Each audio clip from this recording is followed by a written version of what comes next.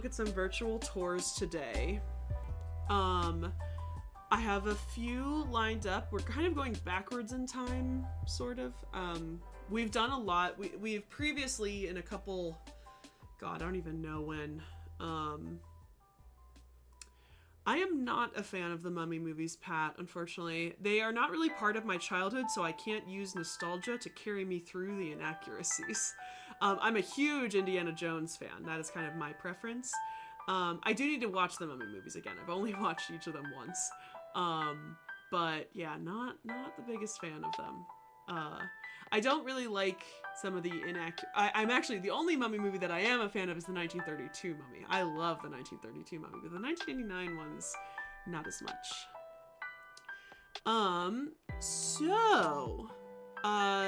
We're kind of going backwards in time because I've done virtual tour discussion streams like this with, a lot of virtual tours, but most of them have been from the Old Kingdom and stuff. And so we're kind of going backwards in time because I found quite a few New Kingdom ones, and later. So we're kind of looking through those ones first. I'm not saying Brendan Fraser is not fantastic. He is fantastic. I do like him a lot. I just don't like the movie. Yeah, so that's the thing, is that I didn't watch it until I was a senior in college, and by that point I knew enough about ancient Egypt to be like, what's going on here? Like, I didn't have the nostalgia that carries me through like Indiana Jones movies, even though like there are so many inaccuracies in Indiana Jones and all of those.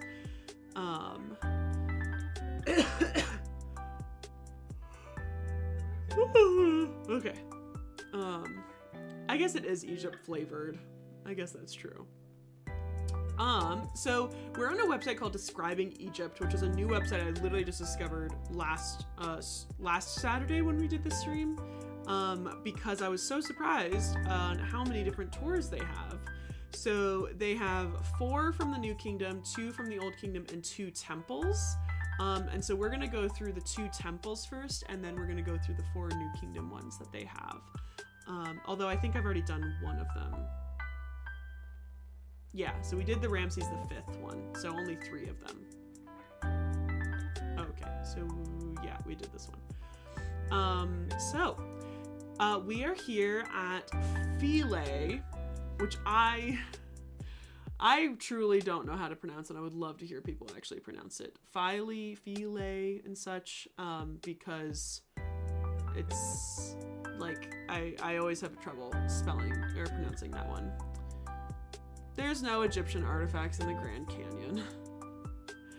Oh, that's the other thing. So I have to make 2 videos tomorrow that are about like misinformation things that I've seen on TikTok. One of them is Cleopatra and her vibrator, which is not true. And another one is sort of true, but it's not fully true. But yeah, no, the Grand Canyon shit is nonsense. I don't even know what their evidence is because it's not good enough. It's not good enough for me to even consider it to be good.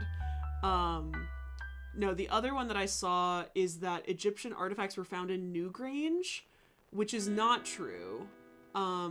But I then stumbled upon something that is similar, that is similar, and true, that Egyptian artifacts have been found in Denmark, in like Neolithic Denmark. And so I just don't know why this person is it seems like a tour guide of Ireland page and stuff. So it's very odd. So I have to make that video as well. Because it's like semi the truth. I've been to Newgrange too, and I was like, I feel like I would have known that when I went there, but not the truth. So, okay. So we are at Philae right now, which we'll stare at that beautiful view for a sec. So Philae is currently an island that is in a reservoir of the Aswan Low Dam, downstream in the Aswan Dam and Lake Nasser. I'll pull up the map.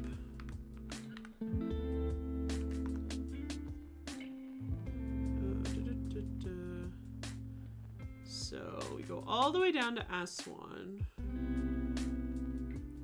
And you have all of these temples. So here is Philae, but you also have Philae Temple.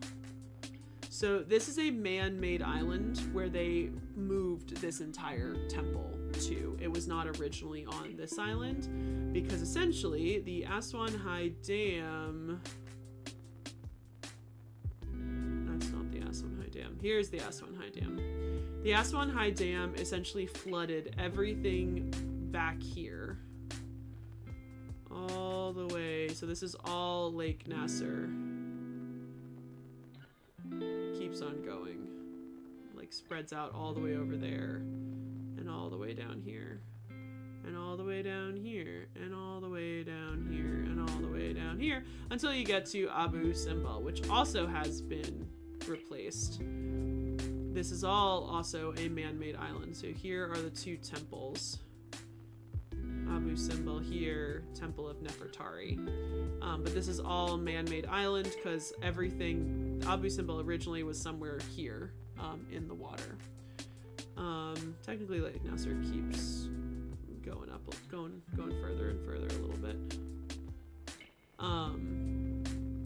But yeah, so Philae, I don't know the original location, but it was very close to this area.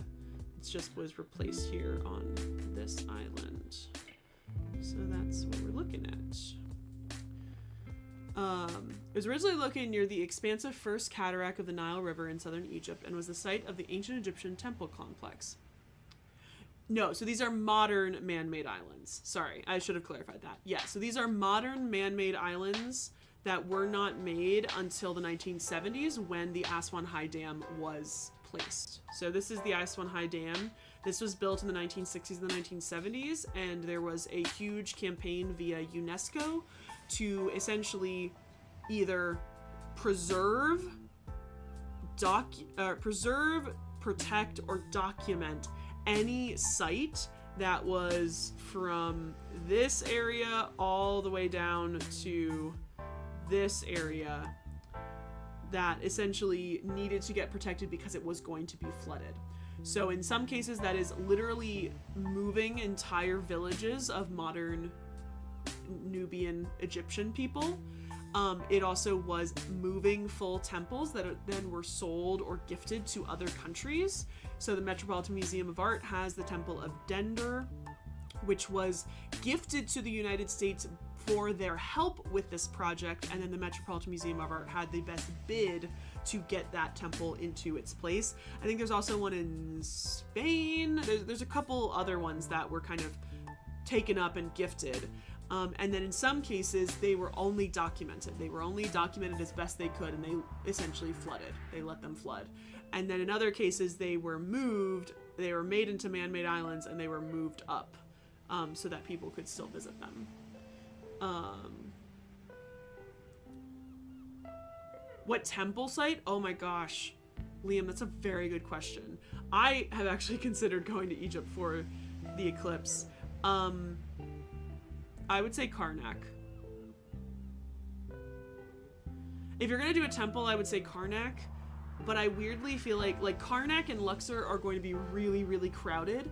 So I feel like there's some, sorry, Nat, in 2027, there is a solar eclipse that is going right over Luxor, Egypt. And it's in like the summer, which sucks, but it is like, I am highly considering like planning to go to Egypt in 2027 to see the solar eclipse. I think it would be really cool.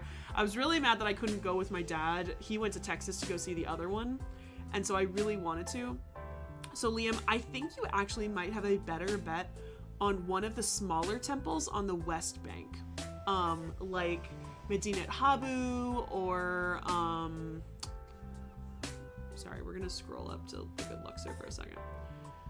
So like, as you can see, Luxor, the whole city is mainly on the East Bank, and so you have, obviously you have Karnak Temple, which is massive, and I feel like you could find a place in Karnak that is going to be cool, but I will say like this whole area, this large square, everything in here is probably going to be packed with people. But I feel like there's other places, like the Moot Temple is all the way down here. Like there are kind of other places within Karnak that you could go and see that you probably wouldn't be totally like packed. And then Luxor Temple is just really small, and I feel like it would just be really, really packed with people. It also has this really big town square here, which I feel like also could be really packed. But I feel like if you come over here and you go to like, there's Medinat Habu. Medinat Habu is pretty big. Like Medinat Habu would be a cool place, I think. I'm sure,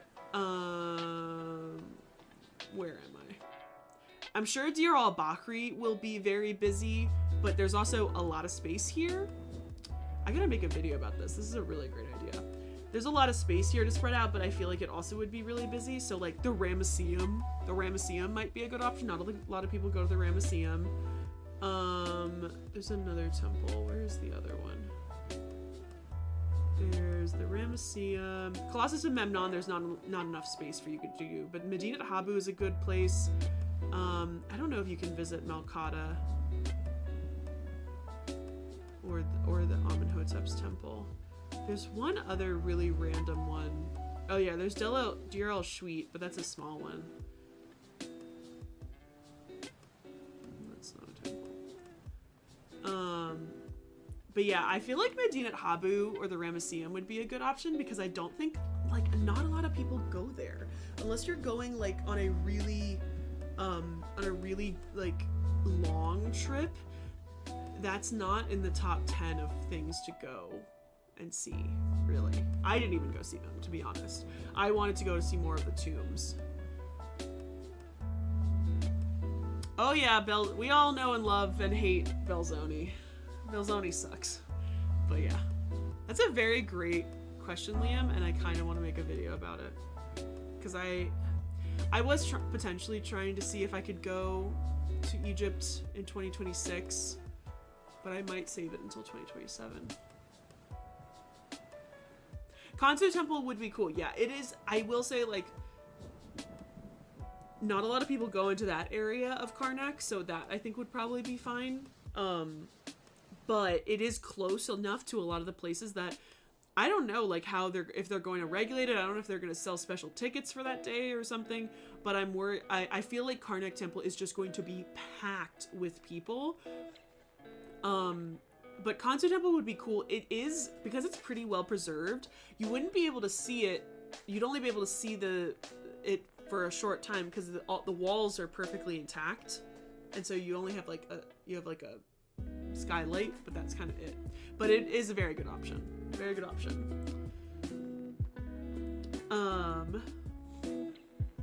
Yeah, Egypt in the summer is brutal, but I would just go for literally like 3 days. I would just go for the eclipse and then go somewhere else. Or I'd go to the Red Sea. I'd go to a beach town or something. All right, so as it says here, what we were saying, the surrounding area has been variously flooded since the initial construction of the old Aswan Dam in 1902, but then the temple complex was later dismantled and relocated to the nearby Igilikia Island as part of the UNESCO Nubia campaign project, protecting this and other complexes before the 1970 completion of the Aswan High Dam. So the oldest still standing structures derived from the reign of Nectanebo I is the gate of the late pyramid temple complex of Isis that was integrated into the first pylon. We're not going to read all this information. So the majority of this thing is a Greco-Roman temple. It is the vast majority is a Greco-Roman temple, but it was started by Nectanebo I, which is like the late period. In general, this is like super recent in comparison to like other parts of ancient Egyptian history. So most of the remaining third derives from the time of Augustus, so Pharaoh Augustus to Nero, so Roman times. The principal deity of the temple complex was Isis, but other temples and shrines were dedicated to other deities such as Hathor. What god is this? Herodonstem, and the Nubian god Arensenufis. I do not know either of those gods. It was closed down officially in the 6th century AD by the Byzantine Emperor Justinian. And it also, just for funsies, was a seat of the Christian religion as well as of ancient Egyptian faith. So let's go to the next part. You can see these beautiful, beautiful columns, Hathoric columns. They have the face of Hathor on either side. So this, apparently, this is the kiosk of Nectanebo I. This is one of the oldest parts of the temple. Well, let's go to the next part. So there's the temple. God, there's so much space out here. I love it.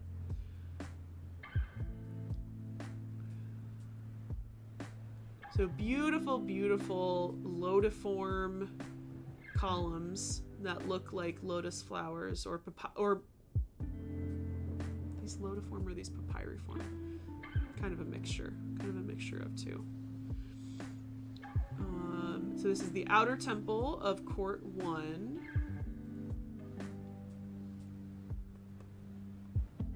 Outer temple of Court 2.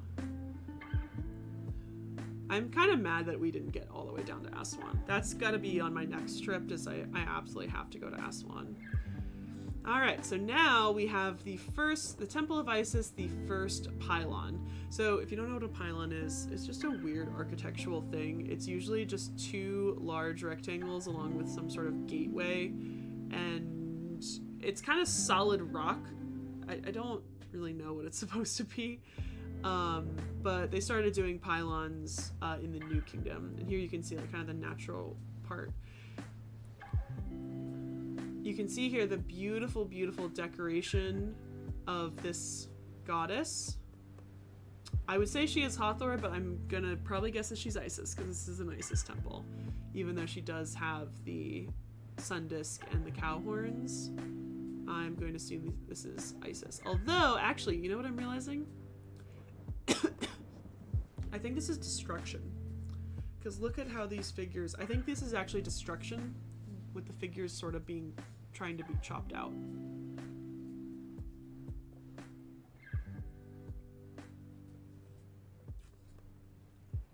So it says, the most conspicuous feature of both islands was their architectural wealth.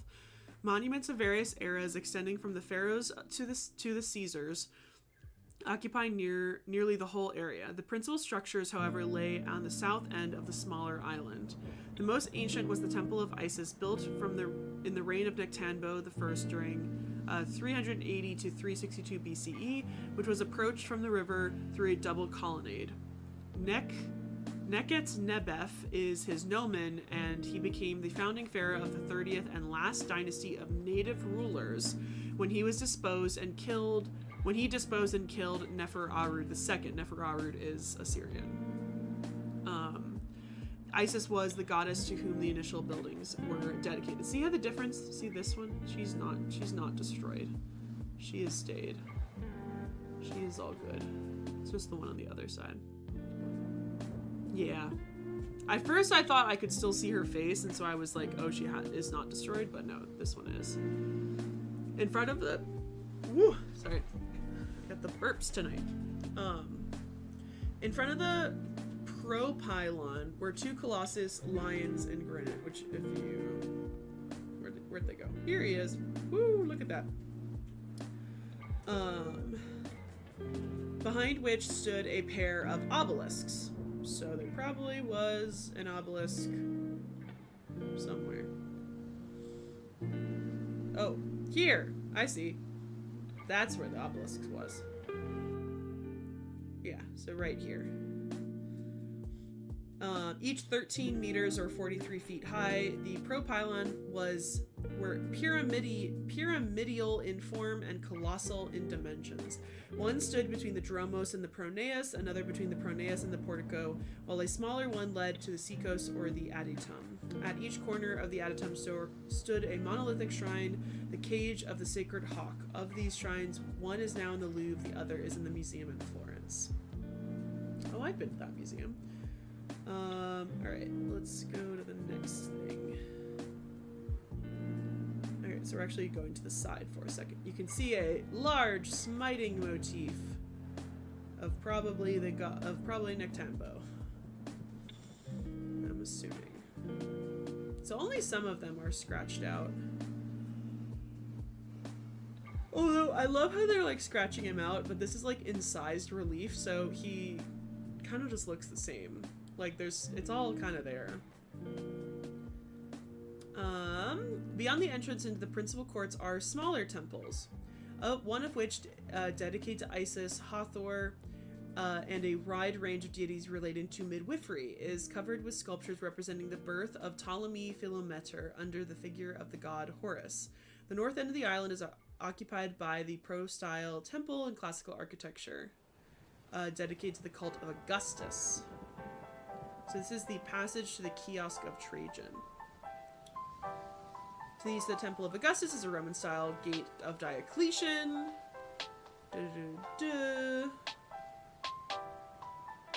Every single god, every single Roman emperor.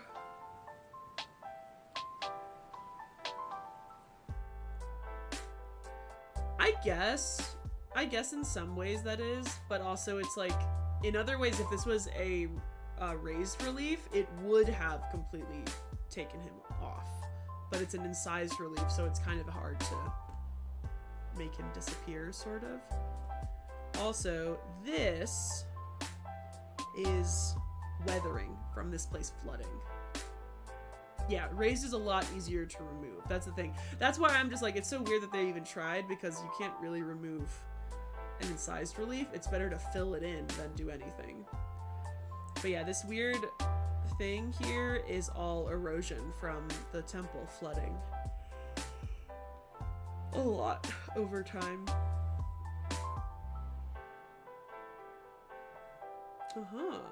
Very nice area. Completely almost devoid of reliefs, although these actually look like graffiti. So I actually don't think it has any... Oh, here we go. There's some relief here. So this is the kiosk of Trajan.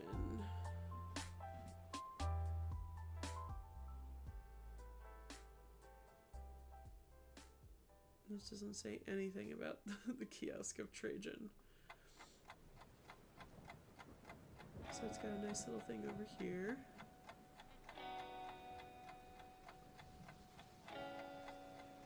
Alright, and now we're going through the main entrance.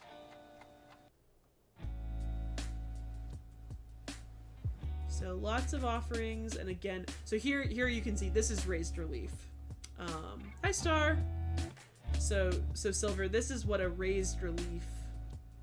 It's still kind of obvious unless you really start to hack away at everything on the outside of that person. But here's what a raised relief where somebody's trying to take it off look like. Also, complete side note, I got these tag-alongs. Each tag-along has a little drip tail on either side, and I think that the Girl Scouts should pay me money. Because that's unacceptable.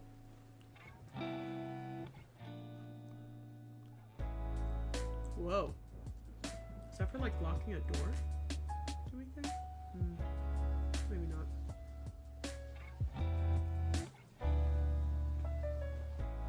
Yeah, absolutely. That's exactly what it is. Like, look at this. This isn't even erasure. This is like... Interestingly, what this looks like... Sorry about that. What this looks like is graffiti. So like that's graffiti. But it actually looks like this is graffiti that has then been scraped out. Which is interesting. Yeah, they could, absolutely. If they really wanted to, they could. But they're kind of not bothering. Alrighty. So we're inside the first pylon right now. And then we'll walk into the second court, which has more images. It's got a really nice solar boat. And again, images of the gods all at the very top. More gods' vices. A lovely cornice. I always love a cornice arch entrance with the sun disk. And then all the little holes, which I'm assuming are windows, but honestly not sure. Mixture of... This is a papyriform, this is a lotiform, and... God, is every single one of these different? They're almost all different. It's interesting. Obviously somebody tried to carve that out of something. Somebody tried to hack that out to take it to a museum, probably. Look at that weird shape. You got probably Horus or Reherakti, maybe. And again, Isis. But you see how only some of them are, it's very odd which ones are destroyed and which ones aren't. And then these ones, do these ones have, no, these ones don't. These ones have Hathor heads on them. It's a weird, very weird decoration technique, but it makes sense because this is all made by the Romans. So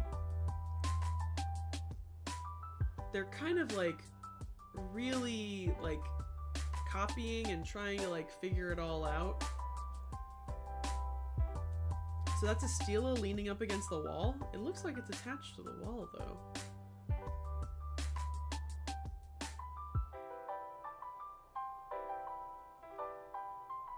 Alright. Let's go into... Oh, it does. Very weird shape though. Very odd. Yeah. It's just from the 3D scan, so you can see it. But it's just got a very odd, it's not even smooth on the sides. See, all scraped out. This temple has a very interesting, and Christian crosses, Coptic crosses as well have been added. It's a very interesting mixture of raised and incised relief, because a lot of this is raised here. Alright, let's go to the next section. Ooh, very cool. Oh, wow, beautiful. So nice. The monuments in both islands indeed attested beyond any others in the Nile Valley the survival of pure Egyptian art centuries after the last of the pharaohs had ceased to reign. Great plans have been taken to mutilate the sculptures of this temple. The work of demolition is attributed in the first instance to the zeal of the early Christians, and afterward to the policy of iconoclasts who curried favor for themselves with the Byzantine court by the destruction of heathen images as well as Christian ones. See, another Christian cross. It is notable that the images and icons of Horus are often less mutilated than the other carvings. In some wall scenes, even figure and hieroglyphic texts except that of Horus and his winged solar disk representations have been meticulously scratched out by early Christians. This is presumably because early Christians had some degree of respect for Horus or the legend of Horus. It may be because they saw parallels between the stories of Jesus and Horus. They can be similar if you think about it. There's a lot of Coptic crosses actually, which is interesting. And all this graffiti looks like Greek. But still, a lot of it is pretty well preserved.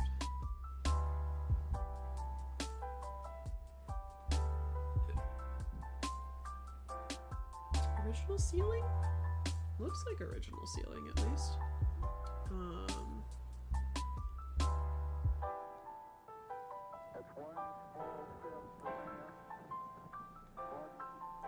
This looks very, very similar to Dendera, which I have been to, except Dendera is, most of the paint is very well preserved and a lot of the ceiling is well preserved, but it's very similar to it, which makes sense because they're both made like mainly in the Ptolemaic and the Roman era. So they have a lot of interesting attributes to it, to the style.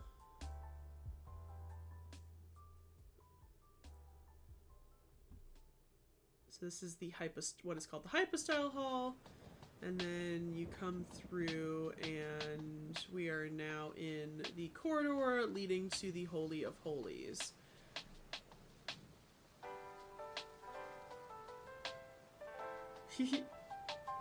Taco Bell. You gotta give him some suggestions, though, because I have no idea what to eat at Taco Bell. I've never eaten at Taco Bell. I've only eaten at Taco Bell once.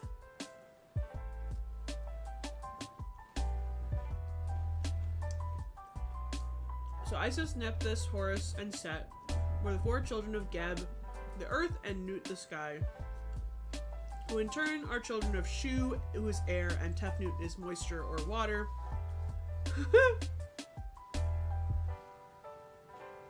And who all originated from the self-creating god Atum, who is associated with Ra. This is, all the deities are in the Helio-Palatian Ennead, which is the core principles of some ancient Egyptians. There are multiple creation myths. They are not always that one.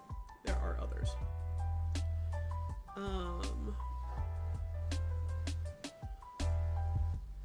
So, I'm going to skip over the Osiris myth because I think most of y'all know the Osiris myth. But since Philae was said to be one of the burying places of Osiris, it was held in high reverence both by the Egyptians to the north and the Nubians to the south. It was deemed profane for any but priests to dwell there and was accordingly isolated and named the Unapproachable. It was purported too that neither birds flew over it nor fish approached its shores.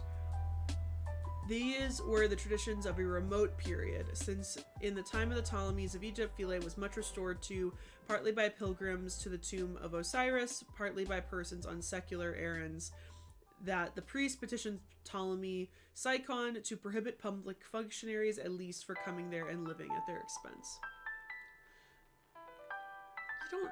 Taco Bell doesn't kill your butt that bad. I mean, if he gets food poisoning, which I feel like he could get literally anywhere, so.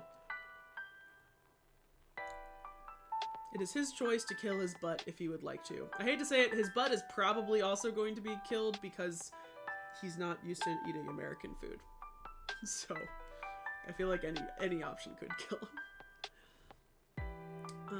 Alright, let's keep on going to the Holy of Holies. Ooh. So this inside is very, very well preserved, to be honest. Here we have Isis with a king, another king here, bringing stuff to, looks like Osiris, and probably Isis as well. It looks like Horus up there. And they kind of repeat over there as well. So this is gonna be Isis, and this is gonna be, this might be a queen. I'm just not sure who, because she's got a cartouche there, but I'm not 100% sure who it could be. So there's a couple side little rooms in this kind of chamber, and then similar to like other churches, this would be considered the Holy of Holies. This is the area that only the high priest and some other priest could probably go and enter. So it's got lots and lots of imagery of the gods, although their faces have been scratched out. Everything else is intact, but their faces have been scratched out, unfortunately. You got a suckling scene, very typical.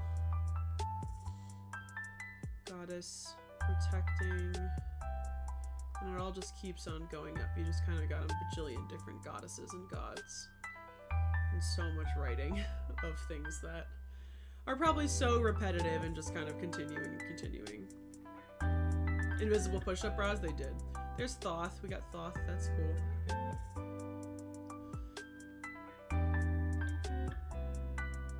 It's not even an invisible push-up bra. It's that their boobs are just out. So, like, that strap just, like, keeps them in, man.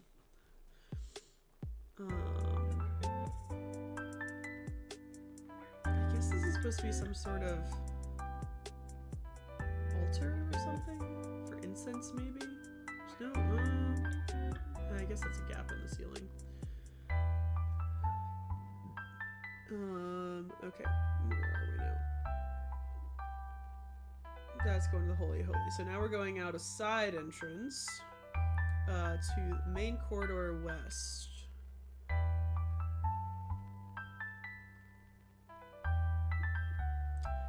Mutilation of monuments. Did I read this already? I did read this already. They keep repeating the same text over and over again. Here's a big old king with lots of offerings in front of him. Oh yeah, this room's really bad. Almost everything has been taken away, although I can't, that might be extra paint. I saw it over here. That might be paint that's preserved. Oh yeah, absolutely. You just got, you got it. If you got them, if you got it, flaunt it. Alright, now we are on the Temple West. We're on the back wall. Yeah, now they're just on this end, they're just going for the eyes in some places. Beautiful goddesses, beautiful places. Oh, this is all about the Aswan. So, in 1902, the Aswan Low Dam was completed on the Nile River by the British. This threatened many ancient landmarks, including the temple complex of Philae, with being submerged. The height of the dam was raised twice, from 1907 to 1912 and from 1929 to 1934, and the island of Philae was nearly always flooded. In fact, the only times that the complex was not underwater was when the dam's sluices were open from July to October. July to October, not a lot of time. It was proposed that the temples be relocated piece by piece to nearby islands such as Big A or Elephantine. However, the temple's foundations and other architectural supporting structures were strengthened instead. Although the buildings were physically secure, the island's attractive vegetation and colors of the temple's reliefs were washed away. Also, the bricks of the Philae temple soon became encrusted with silt and other debris carried by the Nile. So then, the rescue project. The temples had been practically intact since the ancient days, but with each inundation, the situation worsened, and in the 60s, the island was submerged up to a third of the buildings. So I'm gonna guess here. To be honest, I'm gonna put that because I feel like that. In other rooms, it was more obvious to see.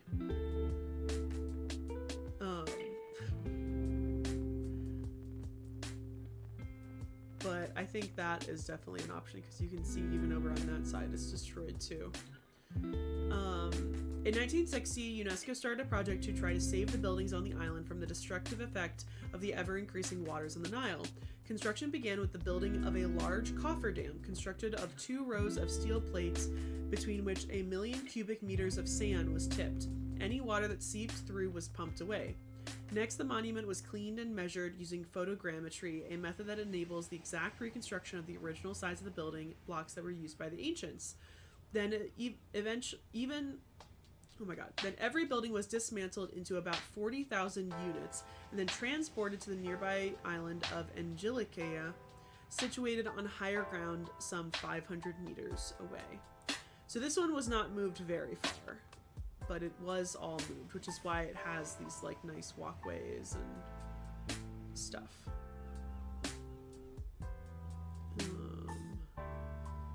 So here we're now, I think we're looking back at the bigger, actually I have no idea where we are, but that's okay.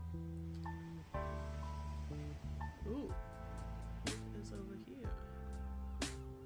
There's a lot of interesting places to explore, and look at the giant mountain and the big hills and these islands.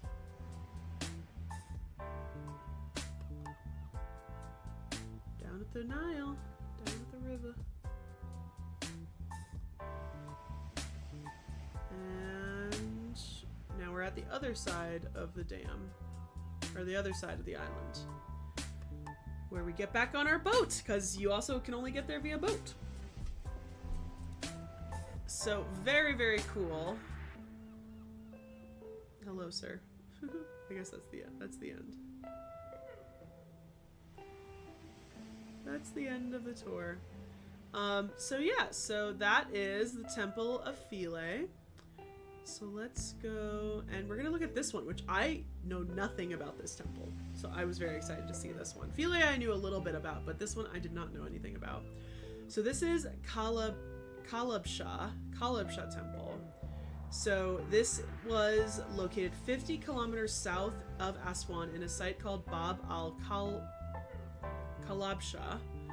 The Ptolemaic temple complex, nowadays overshadowed by the famous New Roman temple of Mandalus, turns out to be an invaluable source of information not only in the development of the cult of Mandalus, but also on the relations with centers of which the creation of religious concepts took place. So due to the construction of the Aswan High Dam, this temple and others was to be submerged on the Nile. It now stands 40 kilometers to the north of its original location near the High Dam on the left of Lake Nasser. Due to dismantling works, blocks from the Ptolemaic Monument Gate were discovered and were used as fillers in the construction of the temple. These blocks now stand at the Egyptian Museum. So, again, I think I gotta look at where this one is. So there is like Philae here.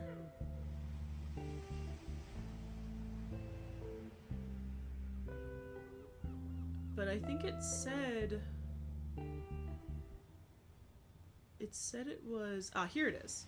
Oh, okay, this is Beit al-Wali. Okay. Have you been here? Cool, Nat. So this is, I have heard of Beit al-Wali, but this is, so literally the High Dam is right there. So if we are looking, the High Dam,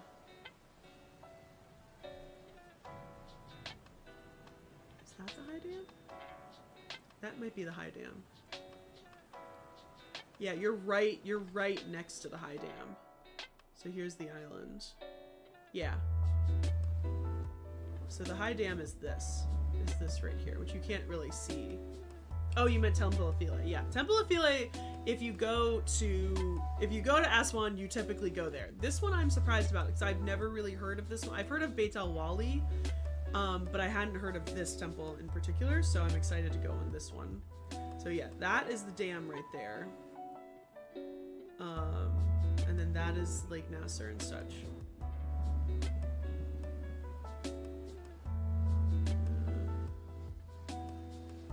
Sorry, I'm making sure I'm not missing any information. Okay. So the temple is dedicated to the cult of the Egyptian god Horus and the Nubian god Mandalus. The foundation of the temple began under the reign of Amenhotep II from the 18th dynasty. The rest of the construction is purely Roman from the reign of Augustus on the remains of the constructions by Ptolemy IX. The outer walls have inscriptions like the decree... Here's the temple. Lovely view. Nobody's here. Yeah, I know of ones that they have moved, like Philae is the really obvious one, and I know the ones that they have like fully taken, like obviously Abu Simbel is a big one, but along with like Temple of Dender that's in the Met, and there's one in Spain, I think, and there's one, oh god, where's that other one? There's another one that they gifted them to countries that helped with the UNESCO project in the 70s. So the outer walls have a lot of inscriptions like the decree of Aurelius Bessarion, the governor of Ombus, and Elephantine, saying that he is forbidding the entrance of porks? I don't know what that is. Porks to the city due to religious beliefs. A Mariotic text that was never deciphered before of the kings Karamendea, king of the Blemens, which is an ancient Nubian tribe. The Blemies were a people of the Eastern Desert, ancestors of modern Bega. A decree, written in Greek, of the Christian king of the Nomads, Silko, celebrating his victory over the Blemmyes, and was written on the wall of the hypostyle hall. It reads, "I, Silko, prince of the Nobatai all of Ethiopians, came to Talmus and to Taphis. Twice I fought with the Blemmyes, and God gave me victory." Interesting. It's an interesting mixture of people here in this temple. Very plain. Almost looks like literally no depictions on the outside. The temple has a quay that connected it to the Nile. The pylon facade is not decorated except for the cornice above the door. It shows a marvelous winged solar disk. I always love a cornice. The temple was surrounded by 2 enclosure walls encircling the sanctuary. Between them, we can find a water well and a nilometer. Always love a nilometer. Well, let's go on inside.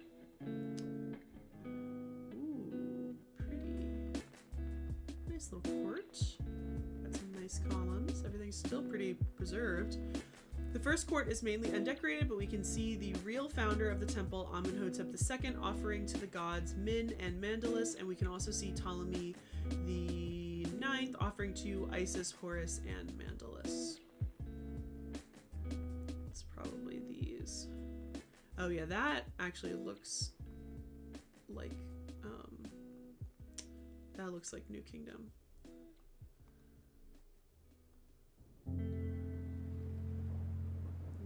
Okay.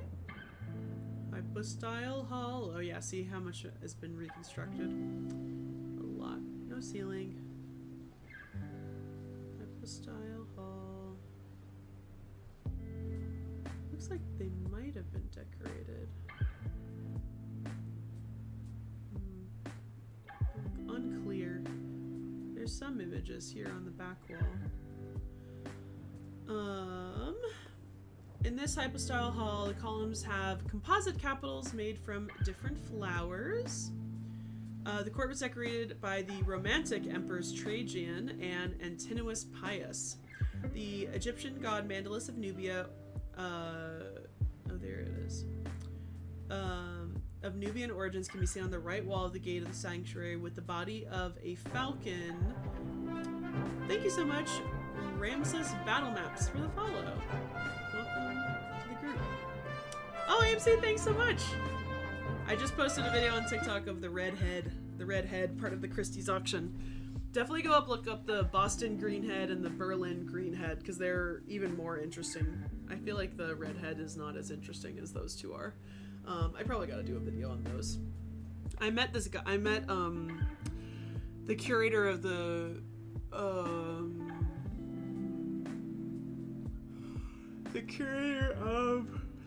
the MFA in Boston, and he did a whole book about the Boston greenhead and the Berlin greenhead, so I kind of know a little bit about it because he came and did a lecture at my university when I was a student there. Oh, thank you so much for the Prime subscription, Ramus. Thank you guys, thank you so much. Welcome on in. We are exploring the Kalbasha temple today. We also have some tombs that we're going to look at in just a little bit. But this is one of our lovely discussion streams that we have. But we also play video games during the week. We're finishing up Indiana Jones and the Great Circle and Assassin's Creed 2 before Assassin's Creed Shadows comes out in a couple weeks. And also we're gonna play 2 Point Museum as well. We're gonna play another game. Oh God! Sorry guys. Did I tell you guys about about this video that I have this video that's stupidly like going viral now, even though I can't make any money off of it because it's over a year old, and it's going viral because I think gross teenage boys are liking it because it shows a boob on a statue, and I'm really annoyed by it. And so I just saw that I got a comment on it.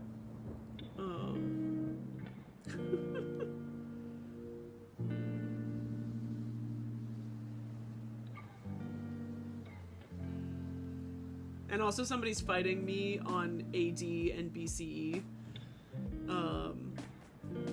I don't know. I have no idea. All I know is that it's a video about a modern sculpture of the death of Cleopatra. She's got one of her boobs are out because one of the theories is that she had an asp bite her boob. It's probably over-sexualizing her. And so I was talking about the statue, and I was talking about Cleopatra and stuff.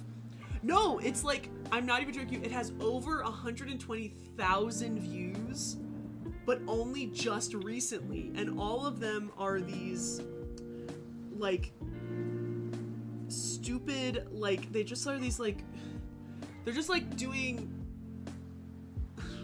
that. They're just like doing like these like little emotes and stuff, and they're like, where is the statue? And I'm just like so fucking annoyed by it, and I want to like stop it, but it's just like, I think they're all gross teenage boys, and they're also all from the Philippines. There's like the percentage of the Philippines, of people from the Philippines, is like 24% or something. It's like very weird. It's obviously being shared in weird circles, and I'm annoyed by it because it's just odd. Yeah, so somebody is also fighting me over BC and BCE. And somebody's defending it.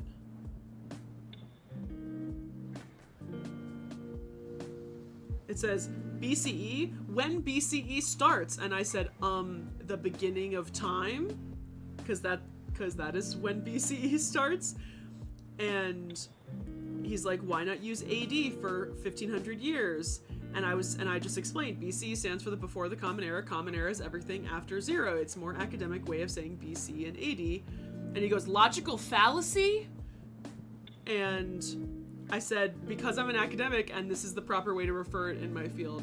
No, this is not the same. No, I can't tell if it's the same dude from Facebook. I will say, or from YouTube. I will say that same dude from YouTube commented again. He commented on one of my I'll read it to you guys. He commented on one of my videos, my video about how I wrote my thesis. He said, thumbs up for me sharing. This is Adam B. I'm wondering why art students are also called Egyptologists. Is there a distinction? Or are you also a master on granite stonework too? And I was like, this seems sassy, but I'm gonna freaking answer this question. I'm gonna answer this question like an actual person. Because it's, my whole thing is that I was explaining that I was an art history major in my master's program, because it was an art history master's, but this is what I had to do. And I explained that like, we had to take all other art history classes that were not really catered to like the Egyptology students. And so I said, no, not all. I said, it was an art history master's degree, but I was an Egyptian art and archaeology concentration. So I'm an Egyptologist who specializes in the art and archaeology. And he goes, thanks for the explanation. Glad you are sharing your knowledge. What a jackass. I know he's being sassy. No, it's fine. He's being fine. He's fine. He's fine. He's just being annoying. Like, I think he literally thinks that he was fine saying all of that shit before, because he's commented something else and I never responded to it because it wasn't that bad or anything. Yeah, logical fallacy is like, I don't even know what that means, but I don't know what you're talking, like, yeah, Berlin Greenhead is pretty fun, and the Boston Greenhead. And so somebody else said, BCE was first used about 500 years ago. It is not new. And it says, Soph history. I don't even know what that word is supposed to be. You don't want to answer question why. Truth is elegantly simple, my friends. My friend. What an idiot. And somebody said the Ka Opera has JD Vance's eyeliner, which is pretty funny.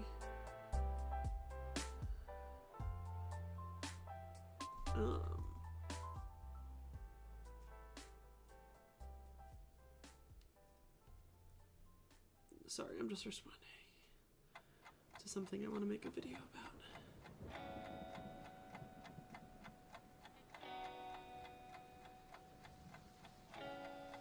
Also, I'm sorry this is a completely side random thing. I'm sorry there's a delay. I know it's technically March 1st today.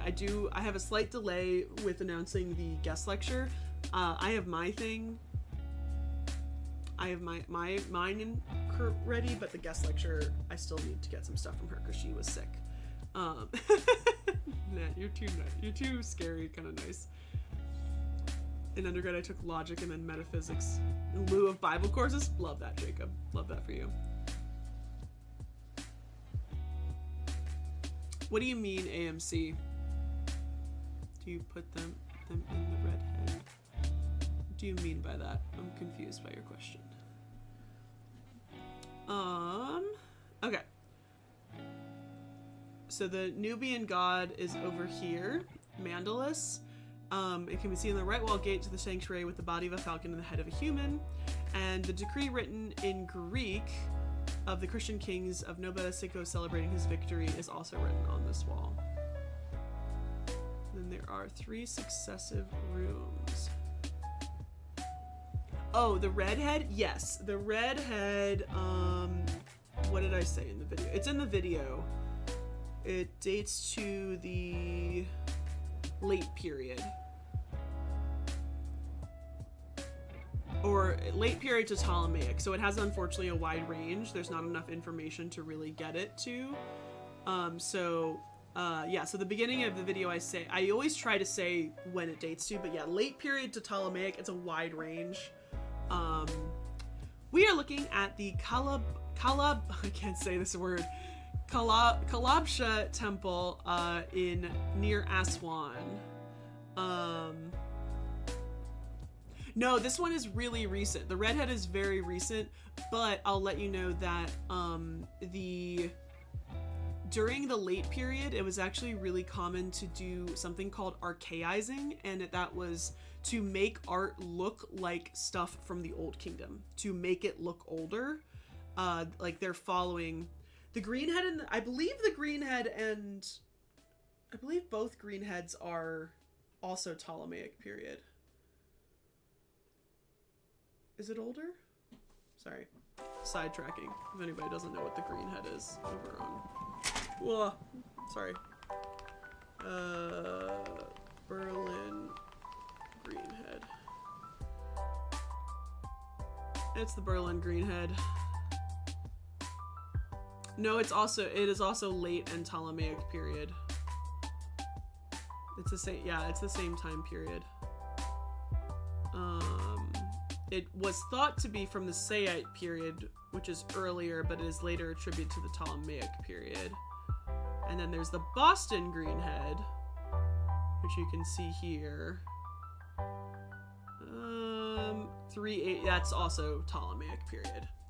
Yeah, so all of them are coming from, this one has a closer date, but they're all coming from anywhere from the late period to the Greek period. These are scary. Yeah! This is the Boston greenhead. Yeah. So the Boston greenhead and the Berlin greenhead are like eerily similar. They're both made out of a very similar stone. And the piece that I just did a video about,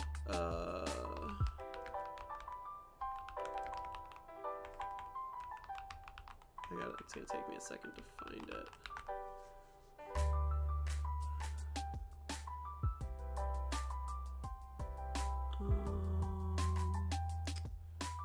Auction results. Unfortunately, we're not even on the February 2025. I'm still in...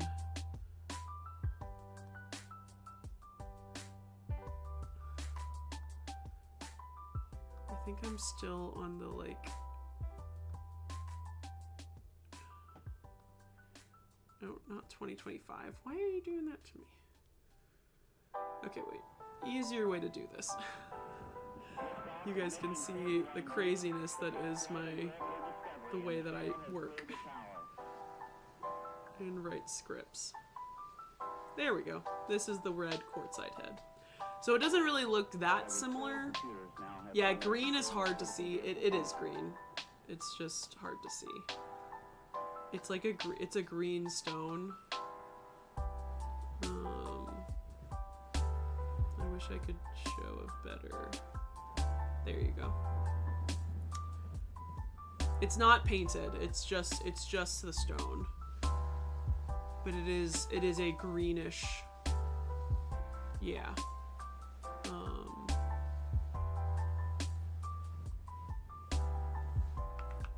And the Boston one, again, has this kind of greenish,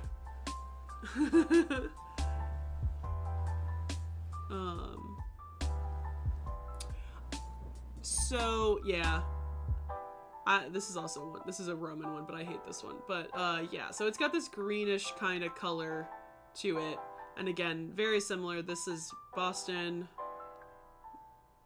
this is MFA. I find the MFA one creepier than the Boston one for some reason, or yeah, I find the Boston one creepier than the Berlin one. So the reason that a piece is in a collection is because somebody at one point had it, and they have decided that they're not going to repatriate it, and then they are just going to continue to sell it. No museum is going to buy any of these objects for the most part, unless it has a really good provenance, essentially, a good history of that it left Egypt legally, because technically, like, these pieces, like, it was legal for them to just take pieces out of Egypt and sell them until very, very recently. So the reason it is now up for sale is because whatever person owns it wants to sell it to somebody else. And this one has been on display. It's been in a lot of different collections since the 1960s and 70s. But yeah, sidetracking. We're almost done with this temple, and then we're gonna go look at some tombs. The Boston green head is pretty small. I still have to go to the MFA in Boston. It's been on my list for so long. Okay. Now we are going into the first sanctuary room. Instantly I can tell that a lot of this is not Ptolemaic, because the art is just a little different, although it's definitely added on to and such.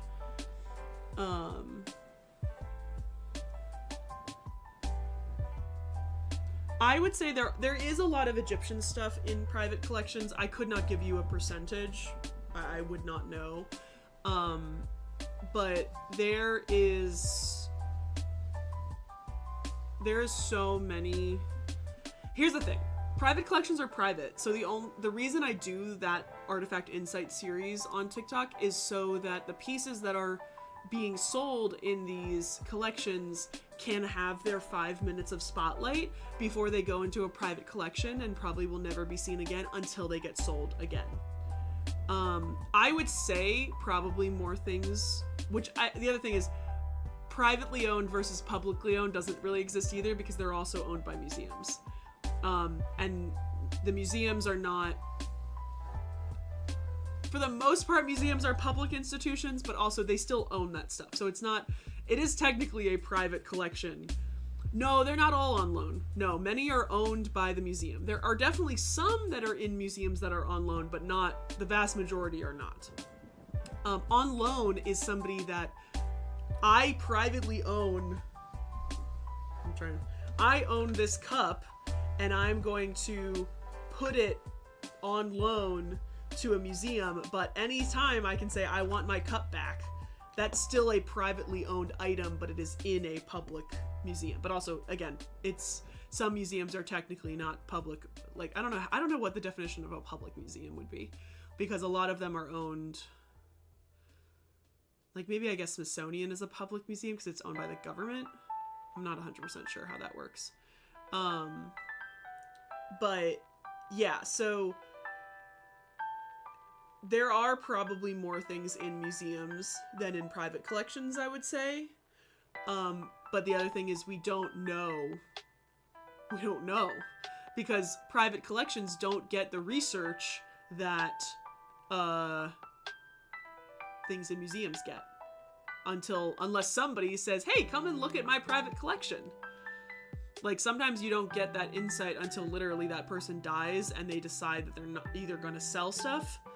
So, like, you'll have full Christie's auction collections this is the collection of this person. And very often than not, they are more than just Egypt. They are lots of different things, more often than not. Oh, cool. Thank you, Silver. We'll look it in the Discord later. So we got the first sanctuary room. Looks like a reconstructed ceiling.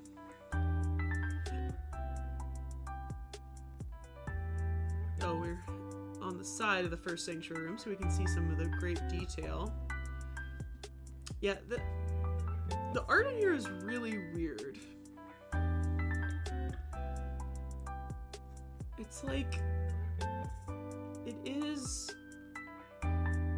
is like Ptolemaic, but there's something about it that's just a little bit off that I can see. I don't know why. Alrighty, into the second sanctuary room with some smaller rooms attached. Everything is actually really well preserved on the inside here. It's just in general not as well decorated a tomb or a temple. Not a lot going on in here. And then we have the Holy of Holies. Yeah, everything's really nicely constructed. There's some little patches, but you can see this is not people deliberately destroying the site. This is probably just natural damage of the room. No, so this is a virtual tour that anybody can go onto. This is on a website called describingegypt.com. And so we're just going through these 3D models of tombs and temples. I don't know if you guys can copy links out of TikTok, but meh. And meh. In both chats. Technically I can do this in VR, but I don't have VR. Oh, okay, that's the last page for this. So yeah, so this would be the third sanctuary room. So everything would have three. Oh yeah, so here, oh, I didn't know that they did this. So this is what the temple looks like. So it has all these little kind of side niches and rooms, but it's got its main court, its hypostyle hall, and then 3 different images.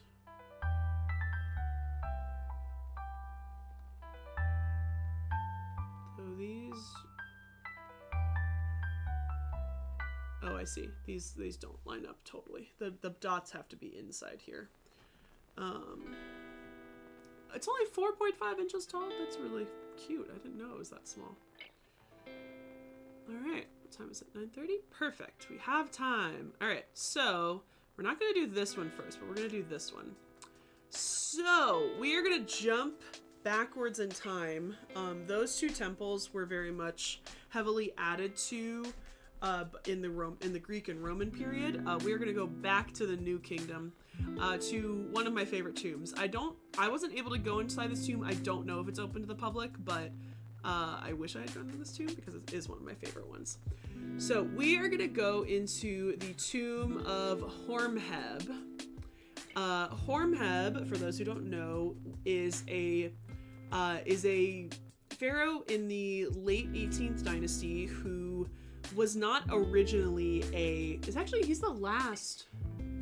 he's the last pharaoh of the 18th dynasty.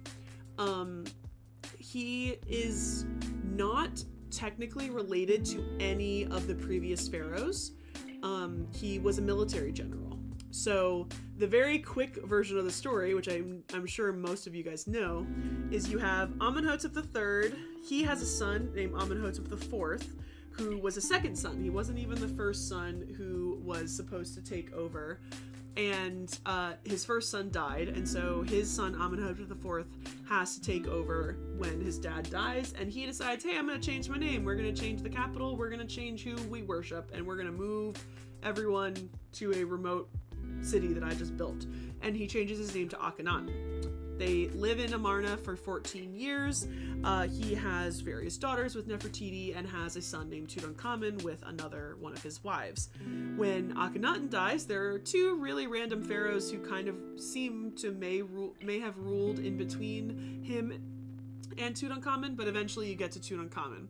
And Tutankhamun, even though he's a little kid, he and his advisors probably were all like, yeah, we should just go back to our ways. We should just go back to do what we want to do.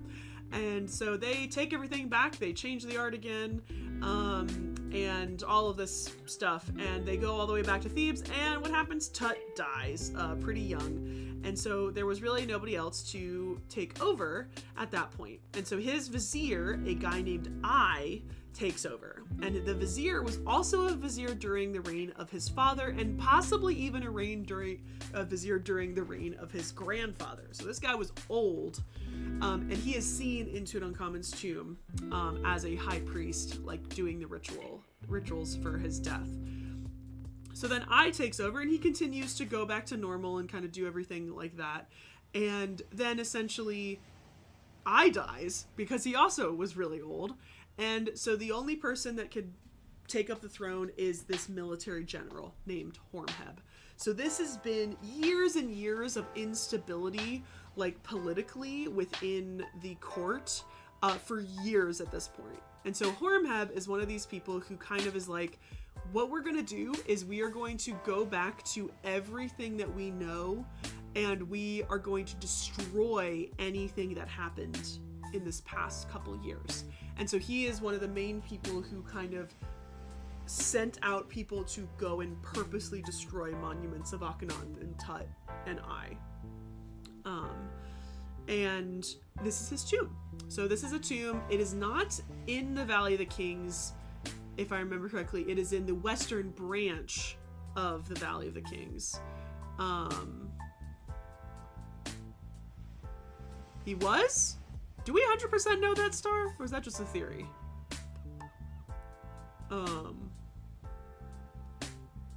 Because to me, I feel like a vizier would take over first. Oh, okay, Horemheb's tomb is in the main valley. I'm getting mixed up between him and I. And his tomb.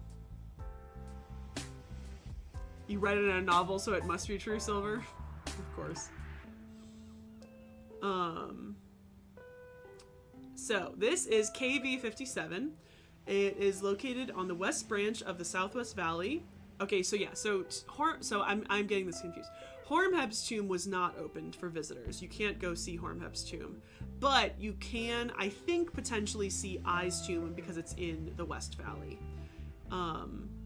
There was a tomb out in the West Valley that I think was open, and we didn't go all the way out there because we were so freaking tired from that one day of going into every single tomb available.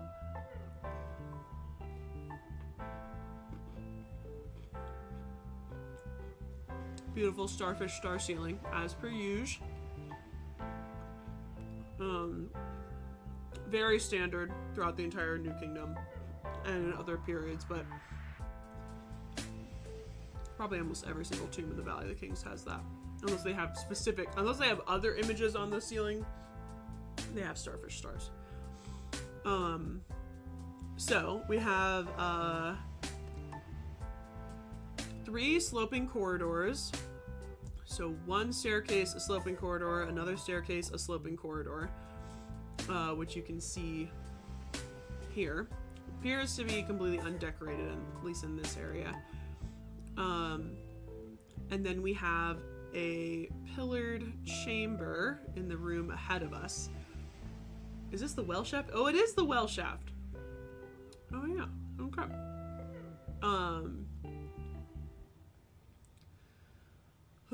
Okay, so you have all these different corridors, and then you have chamber E, which is the well chamber, or the well shaft chamber. So this is the closest that I equate to traps, quote unquote, in tombs.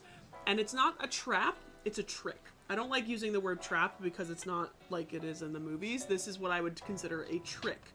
Something to trick the tomb robbers into thinking that the tomb was unfinished or the tomb didn't do anything. But again, the people who were the tomb robbers were the people who built the tombs. So they knew these things already. So essentially, if you came down this entire area, you'd walk into this beautiful room with all this beautiful decoration. And this entire part, which you can see here, this entire wall would be filled. And all it would be was this deep well chamber. Though this one doesn't seem as deep as some of the other ones. It would just be this deep hole that's completely undecorated. And supposedly what the pharaohs wanted you to think is that as you were coming down here, you'd get into this room, you'd look down, and you'd say, oh man, They didn't finish the tomb. There's nothing in here. Like, it's just a giant hole in the ground. There's nothing in here.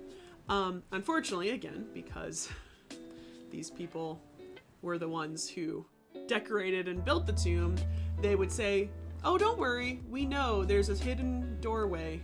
You just have to break through here.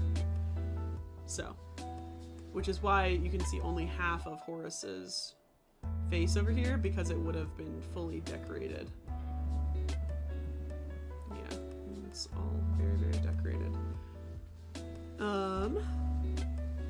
So we got lovely, I mean, that would make sense with Mistar, because otherwise they would have to have some sort of walkway. That would make a lot of sense to me. That they would carve them afterwards. So we got Horemheb with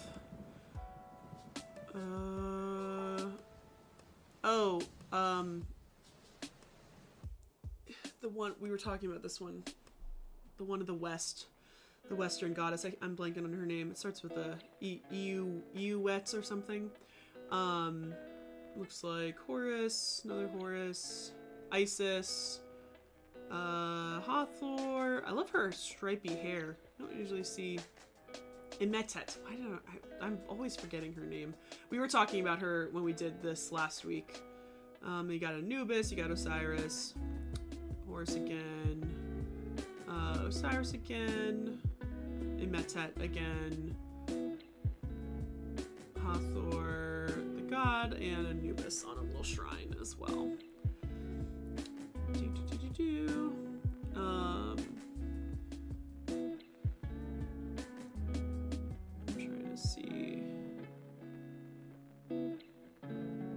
trying to see if that gives any more information. All right, let's go to the next.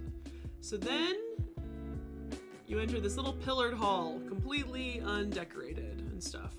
And in some cases, I'm sure this part would also be sealed. And so again, you break into this wall and you enter this undecorated, unfinished room, and you say, ah, shoot, I guess they didn't bury anybody here. I guess nothing happened and stuff. Oh, so cool. I hope you saw some really cool stuff in there.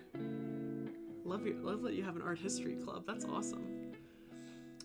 We are currently looking at the tomb of Horemheb in the Valley of the Kings, and talking about how it was trying to trick tomb robbers, but didn't work. So then again, this probably would have been sealed. So you walk into this room and you'd be like, oh, there's nothing here. I guess we must turn back and blah, blah, blah. So, nope, you keep on going. Oh, cool. That's so awesome. Love a mummification lesson. Did I do that with the little kids when I gave them tours? I can't remember. We talked about a lot of things. I don't know if we ever did a full mummification one. This is all about Horemheb. Let's just read this briefly and stuff. Non-royal origin, began his military career during the reign of Akhenaten. Brilliant soldier, he ascended quickly in the hierarchy and became a general, then general-in-chief. And then his career continued until the reign of Tutankhamun. In the confusion of the post-Amarna period under the reign of a child king, it is very probable that the cohesion of the country and the stability of its borders rested largely on him. Nevertheless, he was unable to seize power for himself at the death of Tutankhamun and had to let the high priest Ai ascend to the throne for a few years. With Ai's death, Horemheb was finally able to take up the double crown.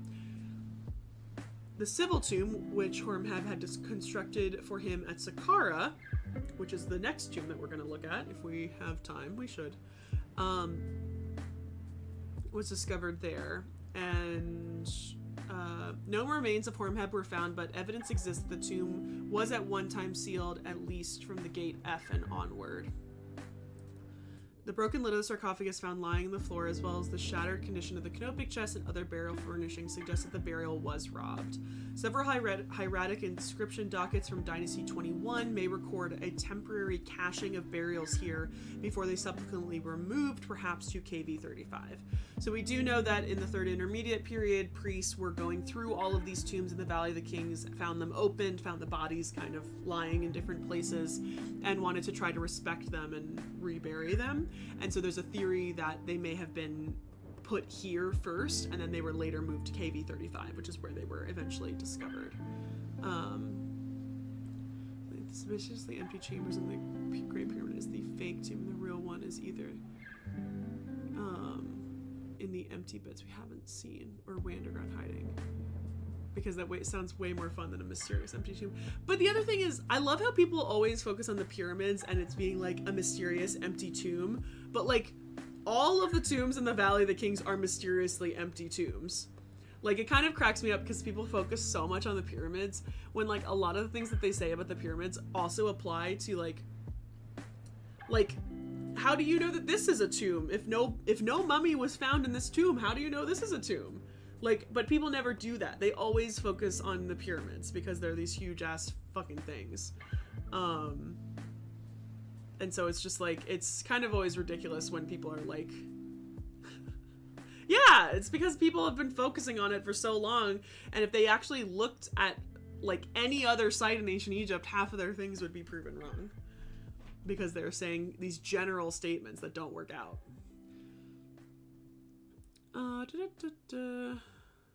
So I also didn't mention that after, like, Horemheb never had any children either, and so he is the last pharaoh of the 18th dynasty, and the person that he chose as his successor was another military person named Pa-Ramesu, who becomes Ramses the First, and then thus becomes the beginning of the 19th dynasty and the beginning of the Ramesside period, because he had the son Seti the First, who then had Ramses II.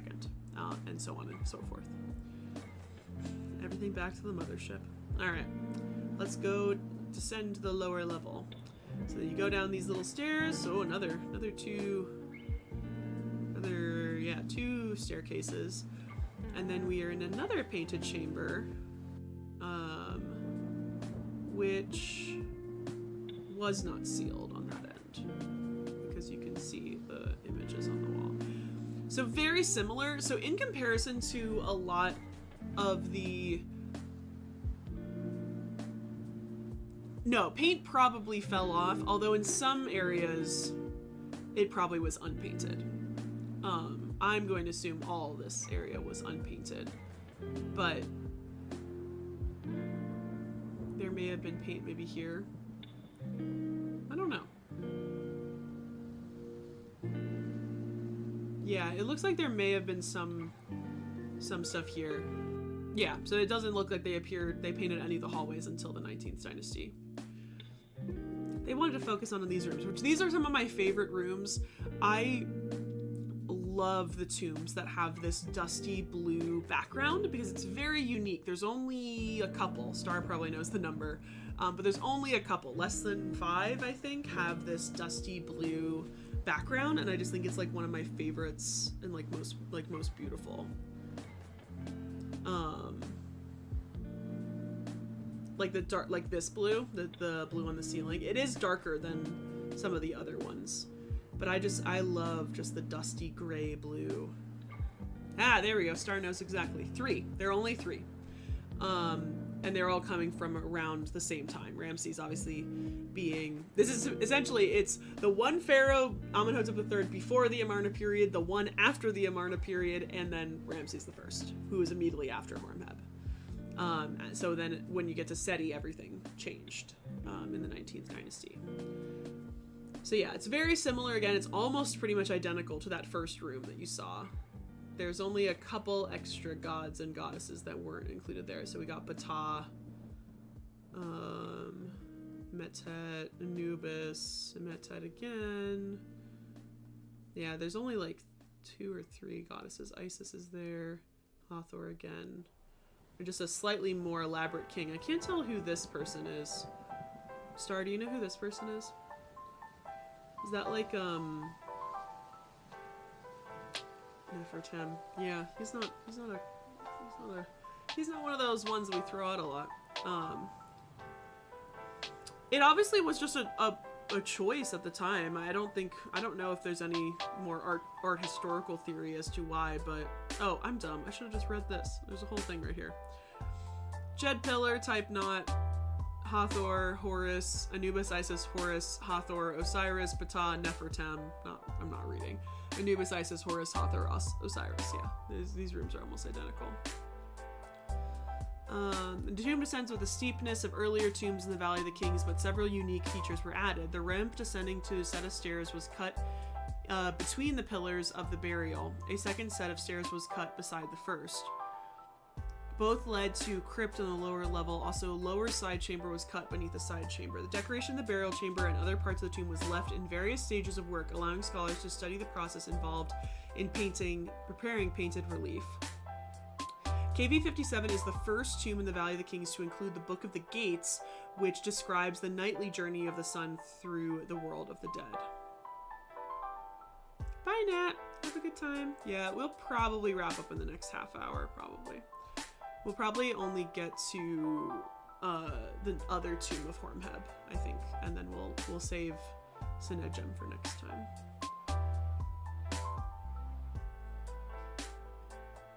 Another view of this chamber.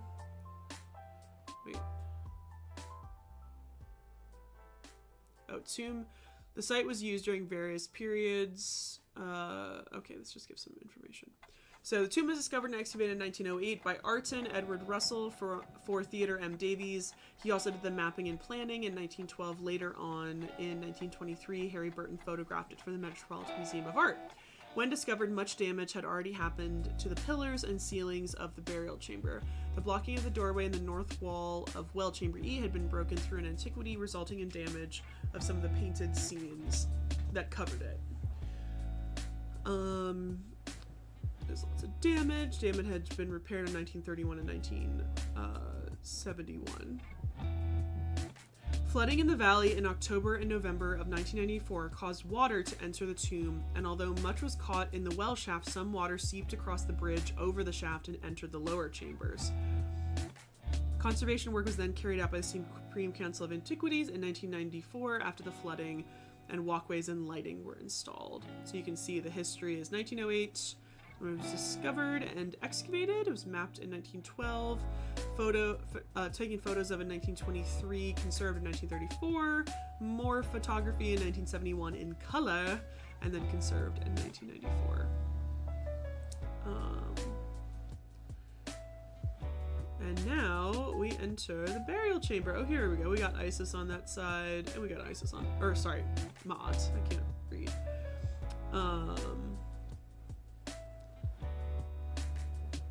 So now we have the burial chamber. I'm wondering, these look kind of reconstructed, but they also could be.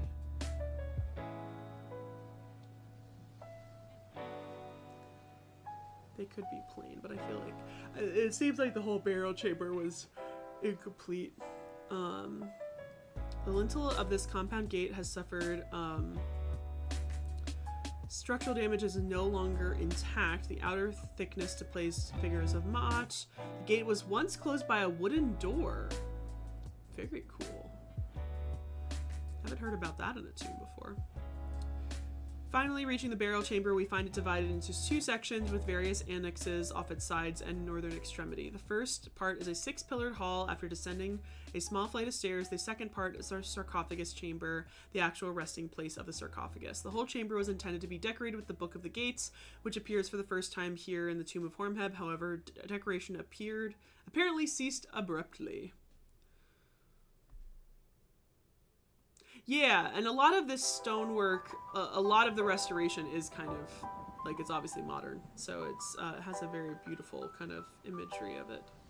Very smooth, very nice. So now we're looking back at the part we were just standing at, and we're staring down at the sarcophagus. And you can see here, it's only drawing. There's no carving, there's no painting. It's just in the first, like, preliminary drawing stages of the room, which I think gives it a whole other side of beauty. But I'm sure, although here's some carving. Looks like something got carved. And something over here got painted as well. There's some paint over there as well. I actually want to just briefly go back because I want to see. I can't see it enough. Okay.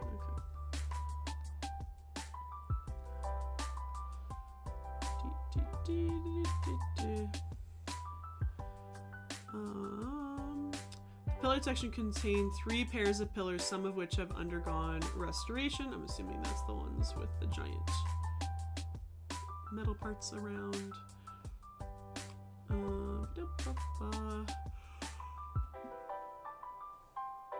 Large red sarcophagus. Chamber J, with its 2 levels, has gates to 5 side chambers of annex shown in the illustration below. The actual intended use for this is uncertain, as only 2 were found to contain remnants left by the robbers, but how large an inventory was placed in the tomb and in which rooms we will never know. Intended to be decorated on its 3 sides, the chamber was left in uncompleted condition. This does, however, allow us to fully understand the stages of production, from the initial draft in red through the correction in black, the beginning of raised relief work, and then the painting, although only painted areas are the uncarved surface in the southwest corner. Liftoff of mission 41B, the first flight of the Earthly Discovery, and the shuttle has cleared the tower. We're not finished yet. Every core computers now have primary control of critical vehicle functions. What are you talking about, Rumen Beards? The king's dead.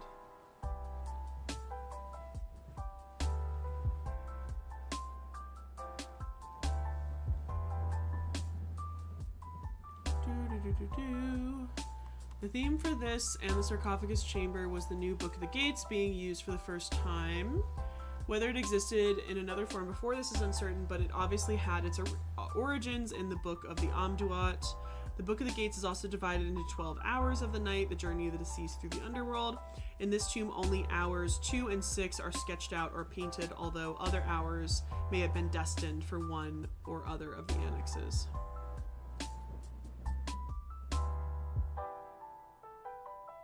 Yeah, I know, and it's kind of weird because obviously sometimes you can power through, but whenever you find out that the king is dead, like, you have like, and this is not always exact, but you have like 40 to 70 days to finish something, and because that's about the time that mummification takes place, with like give or take a couple days for like ceremonies and stuff. But what that tells me is that like this process took longer than that. Like, they obviously didn't even, I hate to say it, probably try to finish this room when they found out that he died.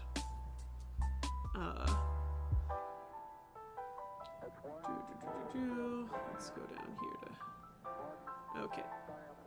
Oh, cool. You can see this up close. So if you look really, really closely, what you'll see is a red outline. Like, it almost looks like you're looking at it like it's 3D. You'll see a red outline, and then you'll see a black. So like, I wish I can zoom in more, but I can't. But like here, the red is going to be the apprentices that are going to come in first and do everything, and then you're going to have the master come back in. And if you look at here, I think this is like the most interesting. On both of these instances, they drew the bird facing the wrong way. This is a quail chick. It's a ooh. It makes an ooh sound, but they drew it the wrong way because it has to be facing the other way. And it looks like they also drew the owl the opposite way. So it looks like they drew almost all of the birds the wrong way, although he finally got it over here. Although the exact shape is not right. And even here it all got messed up. Oh yeah, because they did the arms the wrong way too. Yeah, the apprentices didn't do it right.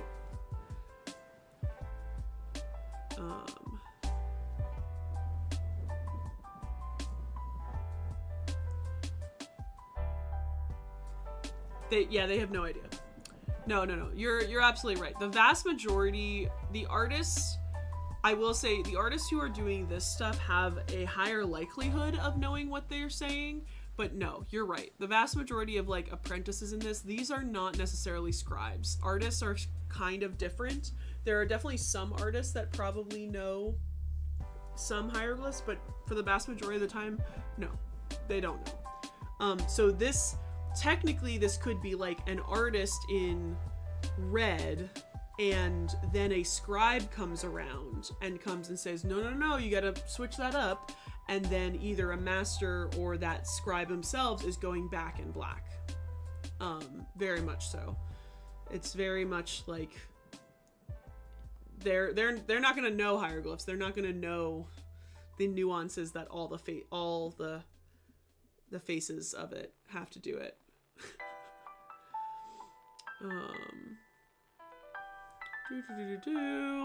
This is the 3rd hour of the Book of the Gates.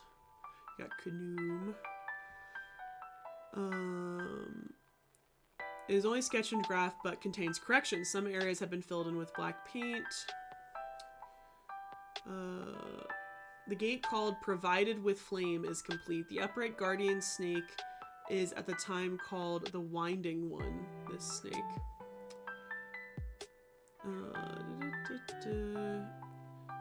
Next to the gate, with their backs to it. Oh, I guess this is the gate. This shape is supposed to be the gate.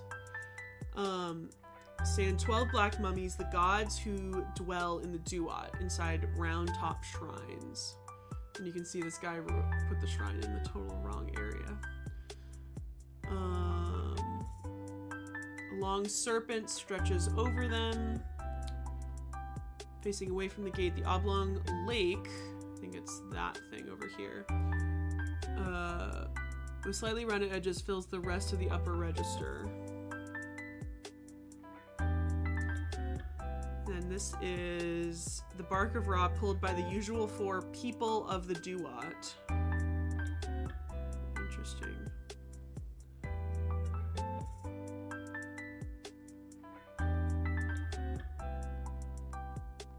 Oh, this is Apophis here. You can't see it because of that, but the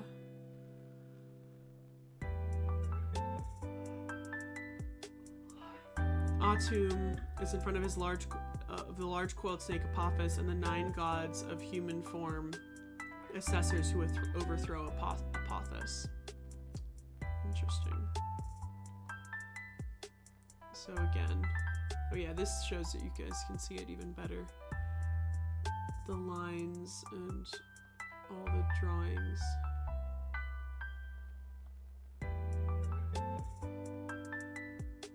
There's the oblong lake. Okay.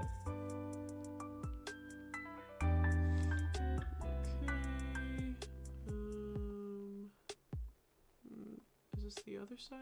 Oh yeah, this is the other side of the room. So you can see some parts started to get carved. All this bottom part, I love this. Look at this. You can actually see like pretty much one of the last things that they started carving, because you can literally see the difference between the sections. Also, there's a lot of errors on this side too. Whew. So this is the 4th hour of the Book of the Gates. This gate is called the Mistress of Provisioning. The upright guardian on this side is called the Biter. You have 12 gods in human form called the gods who carry their own likeness, or their own ka. And then you have 12 gods with jackal heads. And then they are standing on the Lake of Life and the Lake of the Uraei. Underneath you have, again, bark of Ra being drawn by the people of the Duat in front of these low chapel of 9 rooms, the divine followers of Osiris. You gotta carry your own Kaaba, huh? Sorry. Not allowed. No other option.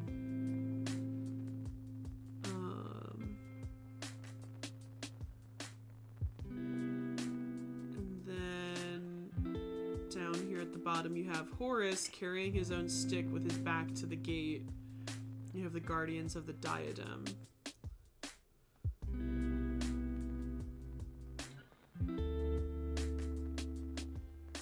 Okay, now we're down here. Alright. So then we have where the sarcophagus chamber would be. You got one room there, you got one room over here. Oh, magical bricks! Those that where the magical bricks are sitting. Where's the other two? 1 and 2. Magical bricks. Magical brick niches. I have a TikTok coming out about that soon. So all they got was this drawn on this wall. And this one is still in pretty good content. So that's the 5th hour. It's called the Face of Fire. The manager. I guess, like, Ra or Osiris, maybe. It's a hard one to pick, because Osiris, you'd have to go all the way to the afterlife to get him.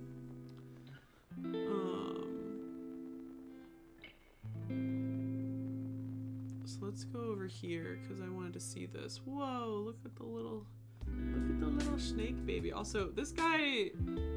whoever this artist is, he made so many mistakes. Amun. Yeah, probably Amun. Or the primordial waters. To be ultra serious. So the interesting thing is that we literally saw this image in the tomb of Ramses the 5th and 6th that we talked about. It's a little different, but it has this same image of this monkey smacking a little pig on a boat. And it's what we talked about with the, we talked about this last week. It's the, Chamber of Metempsychosis is what they originally called the tomb of Ramses the 5th and 6th before they knew it was the tomb of Ramses the 5th and 6th, because of this imagery that they saw of all of these people going up to be judged against Osiris. Yeah, remember we talked about this last week. So this is slightly different because it actually has like the scale here, but it's almost identical to this. And so obviously they didn't need Ramses the 5th and 6th is after this tomb. They didn't need to see the inside of this tomb to be inspired, because this is coming from the what's it called? Book of the Gates 6th hour, I guess. The hour, with the exception of the judgment scene, is divided into 3 registers, which is only partially sketched. That's the 3 registers over here, and then the judgment scene. The completely sketched section is located on the eastern half of the northern wall. This represents the judgment of the dead by Osiris, sitting in a chair mounted on a platform at the top of a flight of 9 steps.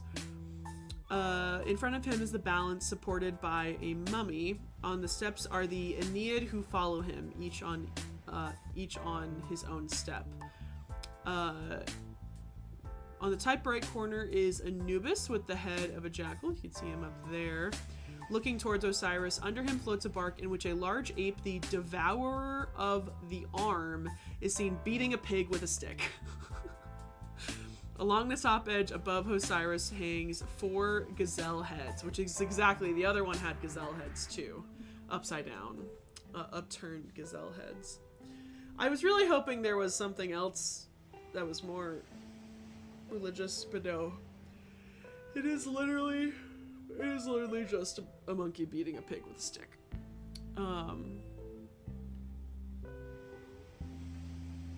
Yes. So this is technically like an equivalent of that.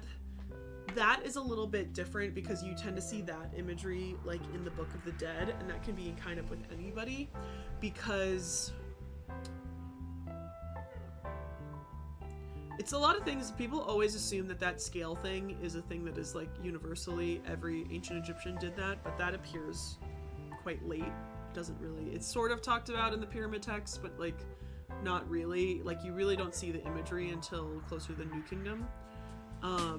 But this is like a special version. This is like the Book of the Gates. But I'm assuming that the things that all of these funerary texts are so similar, and they're all taking from each other. So it's like they all mean the same thing, because like the Book of the Gates is the same thing sort of as the Book of the Dead, and it's the same thing as the Book of Hours, and it's the same thing. Like it's just, they're all like steps to get you to the afterlife, and like all the things that you have to do to get there. But it depends on, like, certain things are usually decorated in walls, certain things are found in papyrus and stuff. But yes, it is kind of the same thing as that. It's just, from what I can see here, it doesn't look like on either side is a heart or a feather, because it's not, in this image, it's not depicting Hormheb getting his own heart weighed. This is depicting a portion of the Book of the Gates in general, sort of. We got his sarcophagus, which is very nice. Looks very similar to Akhenon's, minus that Akhenon's has a lot of different imagery, but the red quartzite and the winged goddesses on either corner is very nice. Well intact red granite sarcophagus, carved in relief apart for some scratches, probably incurred during the robberies, but is in extremely good condition. Among the top edges run an Egyptian cornice. Okay, and that is it. That's the tomb, y'all. You can see it here, plus or minus tons of the other empty hallway. But there's also, I guess, another room back here, and then there's another subsequent 2 rooms that go in there, but I guess it's through that doorway, but they're not decorated. Unclear what they did. So to finish us off, we're gonna look at Hormheb's other tomb, because I didn't know that. Well, I did know that he had another tomb, but I didn't know that it was a 3D tour of another tomb. So Hormheb had 2 tombs because he built a tomb when he was a normal citizen of ancient Egypt, because again, you got to start making your tomb really early, and then he built that tomb as a royal tomb when he became king, which also agrees why it is not very well decorated and it's not very well preserved, is because he probably didn't start building that until he was quite older. When this one, he probably started building much earlier. So this is a private tomb which was built during his period as the commander-in-chief, and then he had his royal tomb in Thebes. So this is all the way up in Saqqara, which is an area just south of Giza. It is right next to the Pyramid of Djoser, is where his tomb is very, very close to the Pyramid of Djoser. And Saqqara was an area that it's one of the areas, there's quite a few, but it's one of the main areas where throughout all ancient Egyptian time, there have been burials. So like Pyramid of Djoser is pretty much the oldest pyramid, and then you have a lot of things coming from the Old Kingdom and I'm sure there's some stuff from the Middle Kingdom. I can't think of anything right now, but then you also, up in this northern area, you have things, there's New Kingdom stuff like Maya and Merit, which we also can go and look in and stuff. And then there's also, up in the top is some Roman and Greek stuff as well. So there's lots of shit going on in this place. There's so much stuff. I unfortunately did not come to go see if we could see this tomb, because when we rounded the corner to go up to see the New Kingdom tombs, there was an excavation going on, and I got nervous because we had to walk right by them, and I was worried that it all was blocked off, so we backed out. But I'm kind of mad because I think we could have seen these tombs. I'm not 100% sure. It depends on which ones are open. I'm not 100%.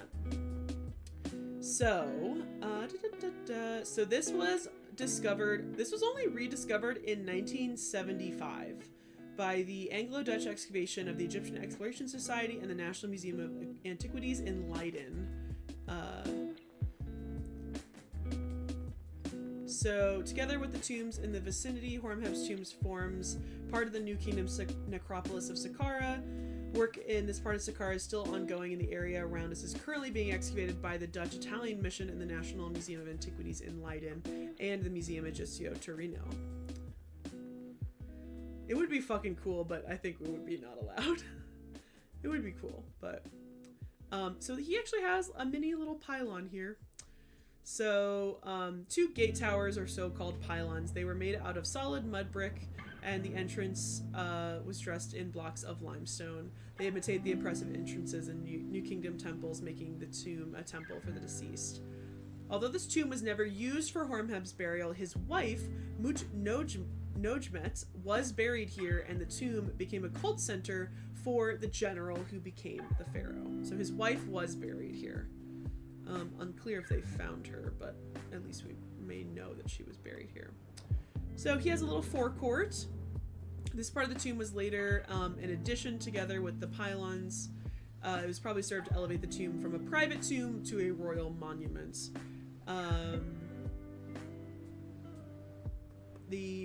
Says the floor originally had limestone flagstones. To the right, that way, we see the pylon of Tia and Tia's tomb extending through the wall of the forecourt. In a bid to save cost and materials, Tia used the wall of the forecourt as a wall of his own tomb. If you turn around and take a look at the left pylon, you will see a row of strange holes. Oh, yes, I do see a row of strange holes. Oh, you can zoom in really far with this one. These were left by scaffolding used when building the pylon. The entire pylon was coated with mud plaster so the holes would not have shown. Several late period burials were found throughout the forecourt. Oh, so people just started burying their friends and family in the forecourt, which makes sense. Everybody reusing tombs, all you want. So the second pylon is completely covered with limestone, originally standing over 5 meters in height. It must have been an impressive sight. He's no stranger of cutting costs. Most of the limestone is taken from Old Kingdom monuments that were dismantled. Part of the blocks can be traced back to the enclosure wall of the step pyramid, which is funny but also kind of sad. And here we are. Oh, look at lovely area. First courtyard. There would have been statues of the tomb owner of the shrine. Limestone covering the walls still bears some trace of decoration and primarily shown scenes of Horemheb in the royal palace being honored by the king. So there's some decoration, but not much.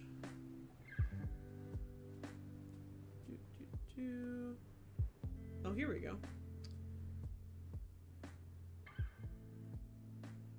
That's a good example.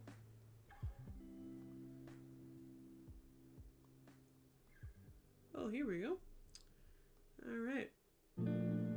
The stela of Horemheb in adoration before the deities of Re, Harakti, Thoth, and Ma'at. It's an interesting combo. Horemheb is here. He's wearing a long pleated garment, sandals, and bracelets, showing his importance and wealth. He is described as a hereditary prince, fan bearer of the right of the king, and generalissimo. Okay, general. The first two are high honorific titles underlining Horemheb's involvement in court life and closeness to the king. The latter is his actual functional title. Fan bearer on the right of the king we've sometimes described as bodyguard. Somebody who's like right next to the king at all times. The main part of the inscription reads, wow, they have an entire translation here. Oh my goodness.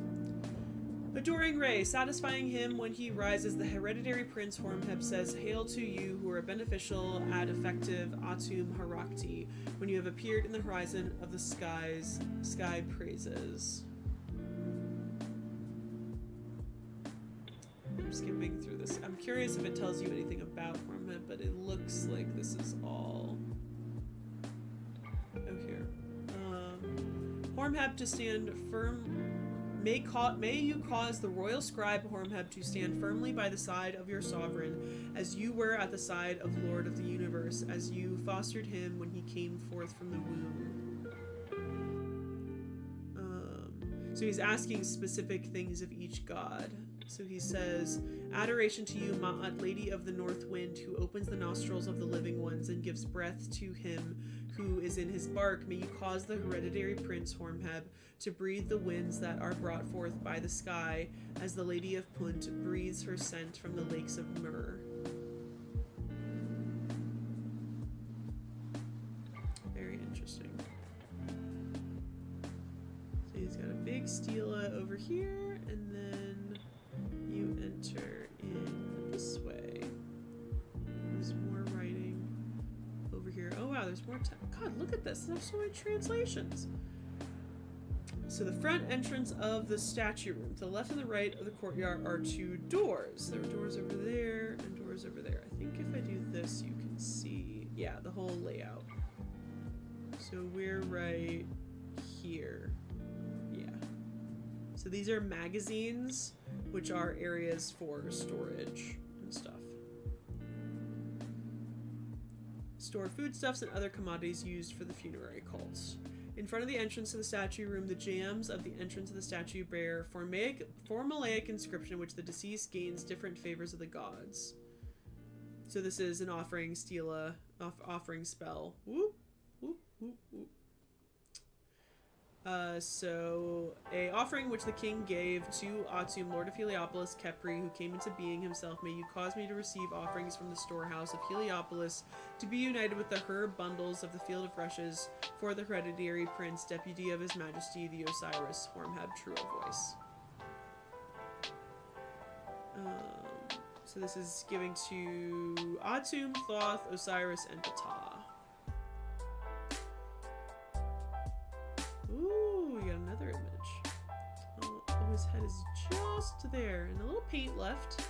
That's very nice. He's got some very lovely outfits. Look how long his kilt is. Oh, look how long his toes are.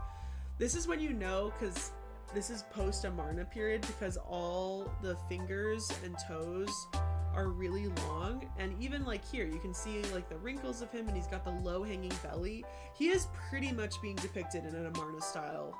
Almost. There's definitely some distinctions like with the face, but the curvy fingers and the long toes and stuff. So this is him sitting beside an offering table.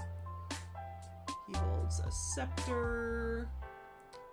He's got a big necklace of gold. And you got paint preserved. On the other side, you have a priest, which you can see the little leopard face of the skin as well. And then behind him, here you go. Behind him is a scribe called Ramosa, and so he's obviously important enough for him to be depicted here. And nothing on the other side, although these look like modern blocks. Oh, and then you have an offering scene. Alrighty, why are all these tables and chairs in here? Okay. Oh, and you got even more.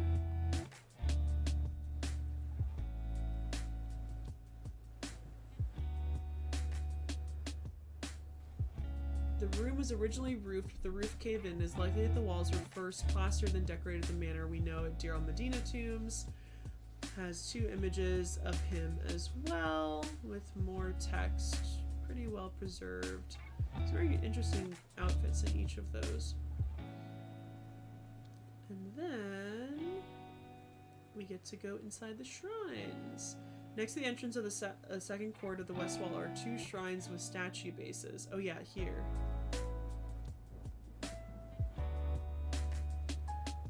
The feet of the statues are still in situ.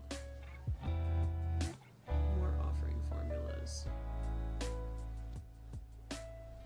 Oh, image of Osiris. Anything on this wall? No, nothing on that wall. It's probably Hormheb adoring Osiris.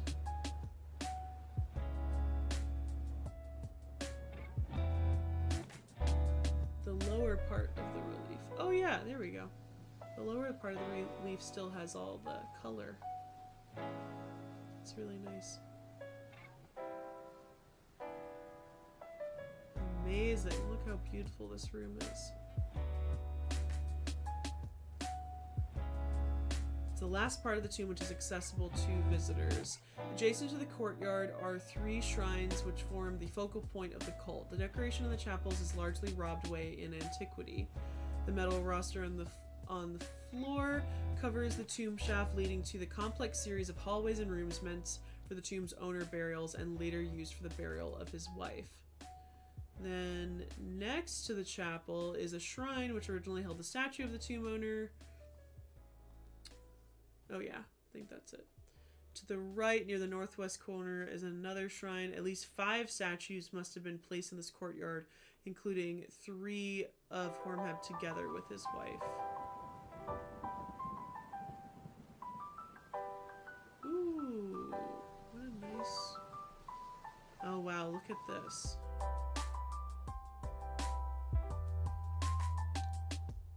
This wall shows Horemheb larger than life. Where is he? He's here. Receiving submission of conquered people. Only the leg of Horemheb is still visible. One of the men is led towards him while scribes record everything.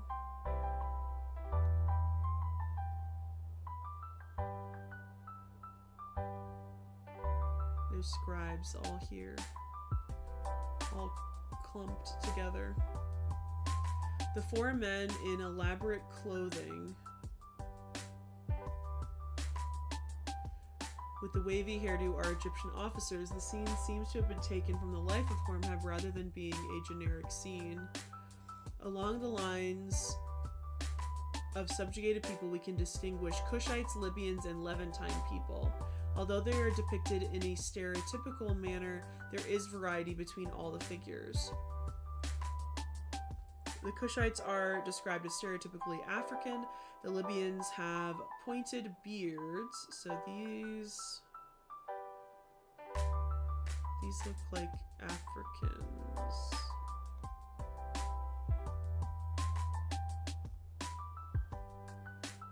Oh yeah, here are the guys with beards. A lock of hair over their shoulder and a cape draped around their shoulders. It might be these guys. Yeah, these guys. And then these ones down here are the Levantine people who are beards but wear kilts and headcloths.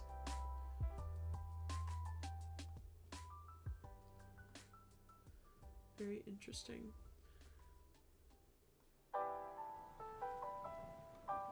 Follows the relief of the eastern wall. In time, prisoners of war and war booty are taken from the field to report the campaign that was written up by many army scribes. Some of the prisoners are now presented to the king and queen. Horemheb is showed in front of the royal dais. Oh yeah, okay. So essentially a king and queen would have been depicted here, but this is Horemheb. He is being awarded all of this gold in honor. Because remember, this is not a tomb from when he was a king or queen. This is a tomb from when he was just a normal individual. But this is here. And then we also have a uraeus here, which was probably added after he ascended to the throne. So they are all these people are like dragging along the floor and presenting him with more golden necklaces. And you can see the differences in peoples. You see this like bald man with a long triangle beard and this guy that has kind of that long hair.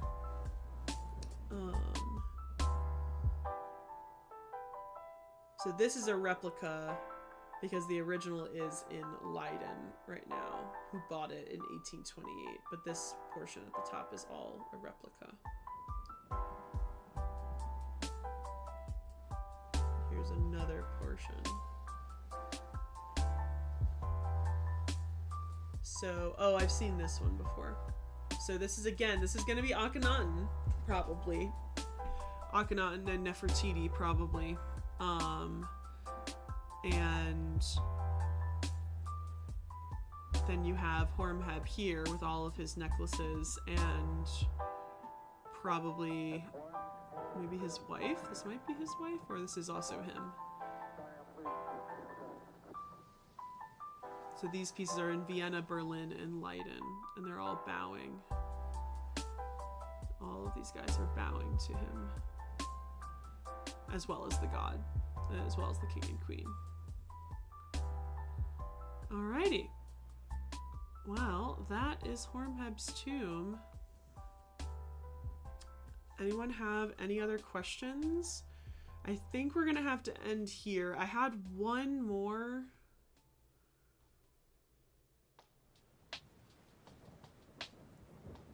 But I think we're gonna save it till next week because I'm a little sleepy. My throat's starting to hurt from talking so much. Ooh, I got a cookie.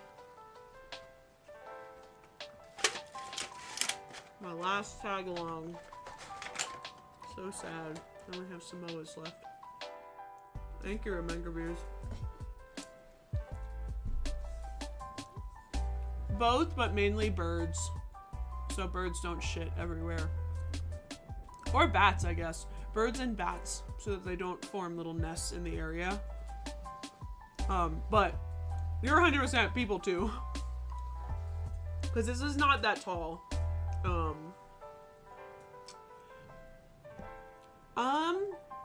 Baha, that's a very good question. I would say that there is a high potential that Akhenaten could have been defaced.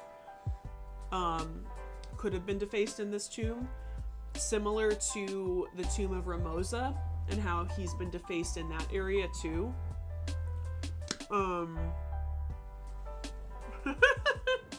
Yeah, we can't have people shit in here either. But I would say there's a great likelihood that Akhenaten was probably, to be honest, I'm gonna say this, and this might be making a lot of assumptions, but Horemheb was, oh shit, sorry. Horemheb was one of the big instigators of the destruction of and the defacement of images of Akhenaten. I don't think he would have done that to his technically own tomb, but technically he started building his own tomb for when he was a king. So,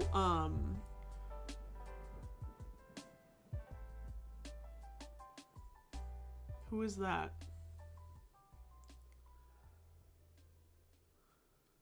I mean, that looks like Akhenaten.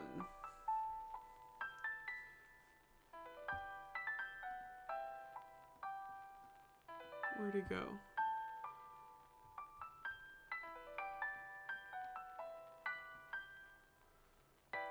That looks like Akhenaten and Nefertiti. Who is Ptah and Nebheb? I don't know who that is, so I do not know what theory you're talking about, Star. But I'm just gonna go along with the same thing that happened with the tomb of Ramosa, in that if he is a general during the Amarna period, he is, because this is in the Amarna style. Absolutely. There's definitely a lot of some non-Amarna style stuff, but there is definitely Amarna style.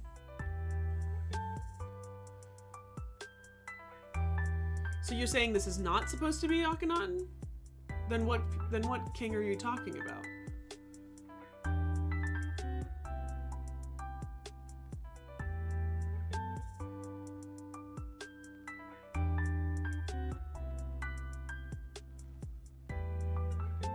Are you saying that this is a different Horemheb? Or this could be... Yeah, it could, I guess it could be Tut, but it also could be Akhenaten if we know he also was a general in Akhenaten's reign. I guess I'm not understanding what you mean by this other guy.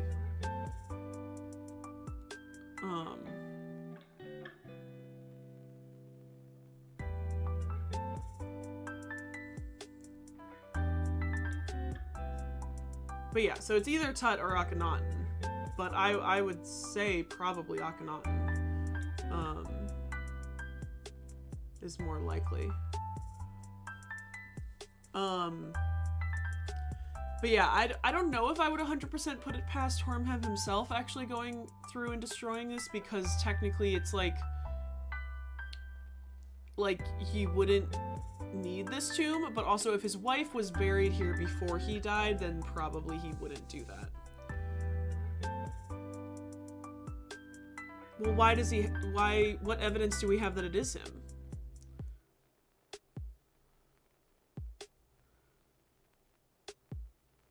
Formheb is to be the same person. That would have to be Tut as this tomb would have been constructed. That just seems like a coincidence.